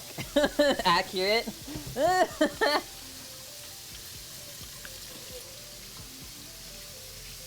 Trevor, I will tell you this. In culinary school, if you have a good instructor, they'll teach you both by the book of those timings and temps for meat, but then they'll also teach you the proper temps and timings that you use every day versus taking the test. Yeah, those times are absolutely off. And temps. It makes me laugh. Okay, I'm gonna put the lid on a bit sooner, I think, so you can get more melted cheese. And I'll probably just turn this off when we do that, and then go build the bun together. Boom! Thank you, Annie, for 400 more. Off of the burner, and put the lid on to melt the cheese. I got burpees right now from that one burger bite. That's an insane looking plate though. Look at the stovetop if you ever wondered how messy burgers are at home. Sambo's plate. I would say it was juicy, the burger.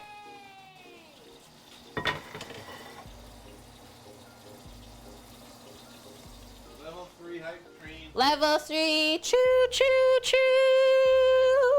For all of you, look at my cute bun.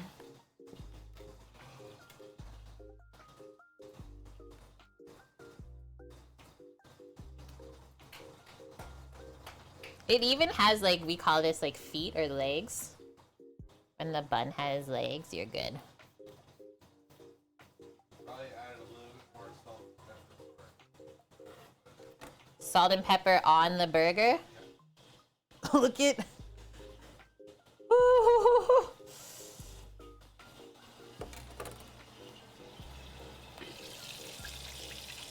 My cheese is pretty melted. I would say that's good. Okay. Mayo. Or whatever sauce you want.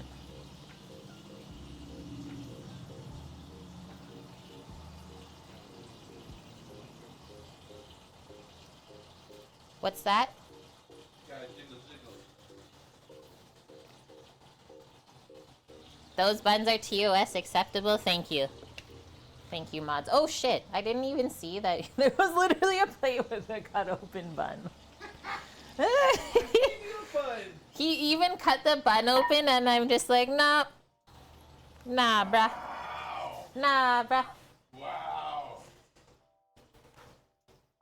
That's when you're like looking for something in the store and you only look at eye level and then the person just takes it off of the top shelf and you're like, I don't look there. We did not put any Kewpie on the burger. I know, I even asked if he wanted Hellman's or Kewpie. He went Hellman's, and I'm kind of with him on that. Although the Kewpie would add good flavor, because I always feel like Kewpie tastes a little bit like mustardy. Couple tomatoes. If I had it my way, they'd be a bit larger, but that's okay. I was so excited, Michael, I didn't even realize that the plate was all set up there. Same with pickles too, right? Always kind of easier to eat the burger if the pickle's a little larger. Maybe I need to sneak one on that end too. I like pickles. It cuts through the richness.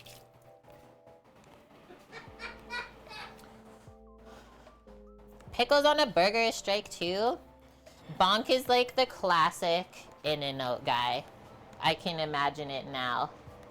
Pickles are a side condiment. I'm gonna bring the burger pan over. Scoop out of. It's getting real now. I like our opinions. We've been melted. A schmelting.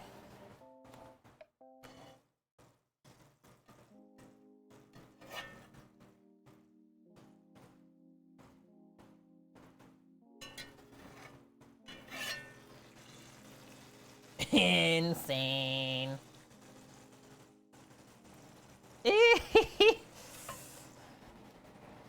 This is also like how excited I get making burgers if I'm at work. And like I'm making burgers for other people. Like every time I would have to sear over 200 burgers, I would just like crank the Moana soundtrack album and like yell sing it and just be like searing 200 burgers for about an hour. That's me, if you've ever wondered what Kate is like at work. Sometimes the chef would get worried that I wasn't okay.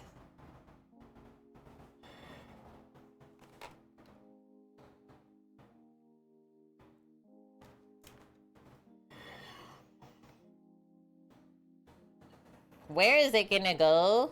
It's the size of my head. That's a great test though for a good burger.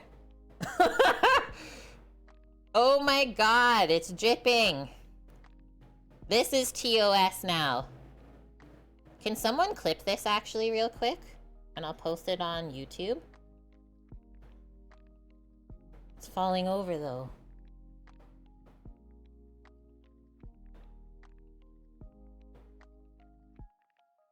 It dripped its way off almost, it's true. Luckily I noticed that. Okay guys, that hype train was insane. Thank you so much to everyone that is here today. I kind of felt like today's Friday would be crazy, and it was. Hi Moldfish. You don't know how to do it. I think you just hit a little button on your chat window. Okay, let's do this view for now.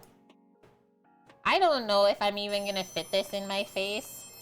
Sometimes when I order a crazy double like this, You went for a double?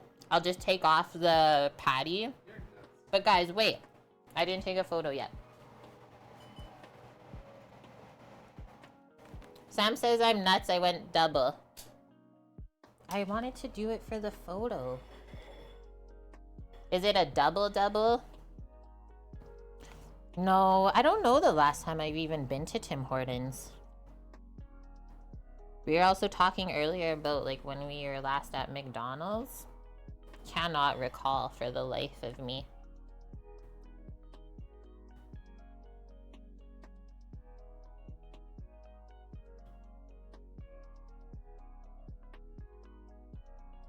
Sometimes it's cool to have like Twitch background.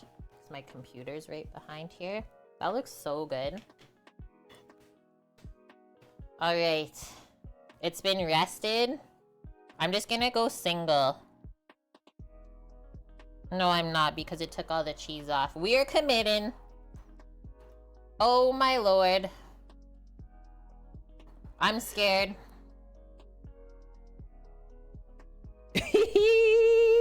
It's not even gonna fit in my face. Holy Mother of Lord.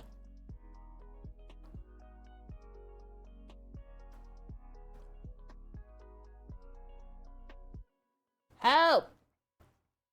Help me!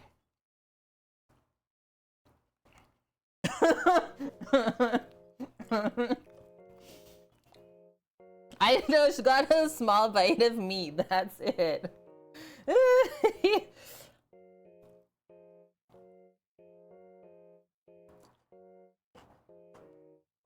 It's insane, you guys. It's still dripping. Yeah, even still, I could have added more salt on the burgers. That's how, like, rich it is in the end.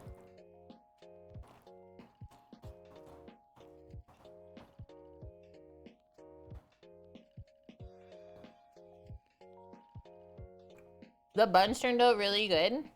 We snuck like about half a cup worth of starter into these buns, a sourdough starter. We used the ground tri-tip leftovers from the last 2 weeks of streams.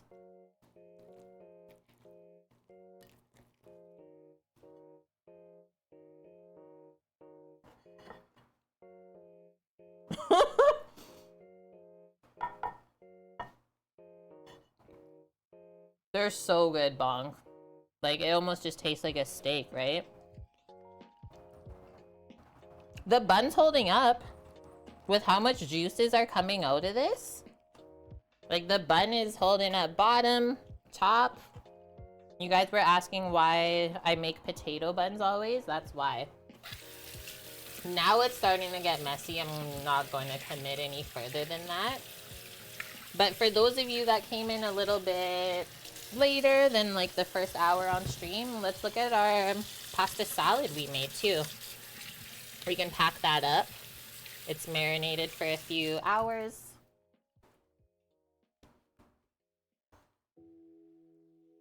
I barely bit the top bun, like one small bite on the side. That's it. Probably gonna have a nap later.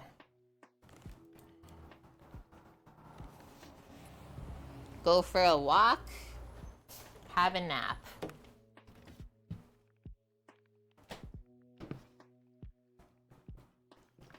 Look at this. This recipe is linked too.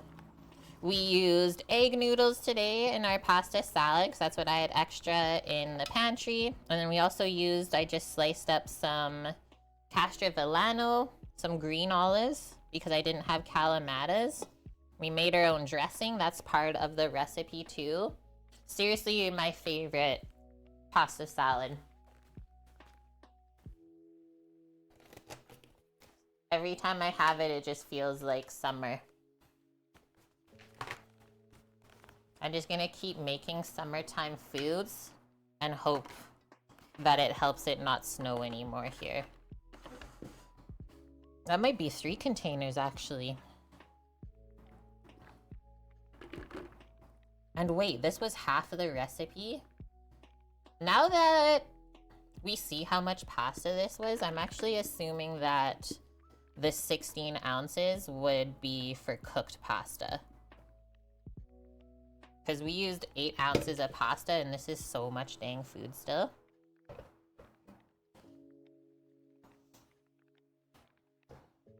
The salad's too heavy for with the burger? I mean, kind of. If you have a double, for sure. But I thought it would be nice and refreshing to have on the side. Because, like, it can't be any heavier than having deep-fried potatoes, French fries.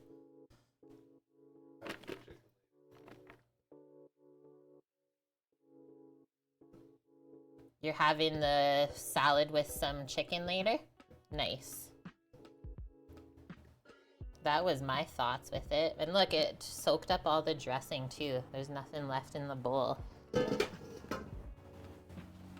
Deep fried iceberg? I would like to see someone attempt that.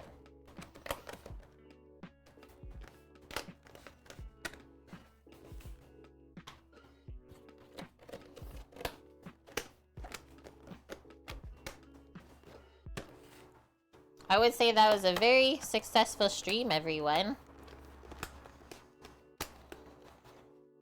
A little bit longer than our usual, but we made homemade bread today. And that usually adds on that extra hour of proofing time, right? You're gonna try to make a salad like that this week? You should. It stays good, like as long as your tomatoes and cucumber are really nice and fresh, not overripe, it should stay good for up to 5 days. After that, I wouldn't anymore. They'll go mushy and weird.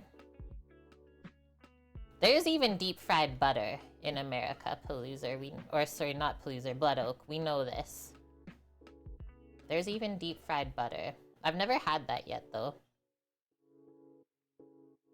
Okay, I'm looking for us who we're gonna go raid today. I have like some pepper in my tooth.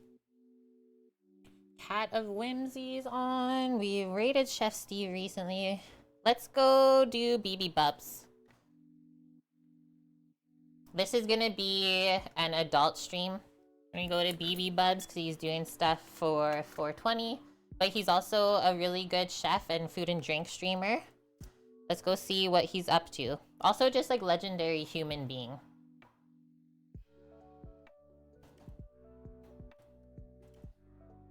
You're very welcome, Bob. Thank you for being here today.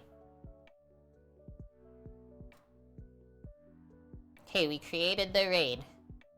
Friends, I hope I inspired you to cook something awesome for yourself, either today or this weekend. That works too. And if you share it with someone, that's bonus points.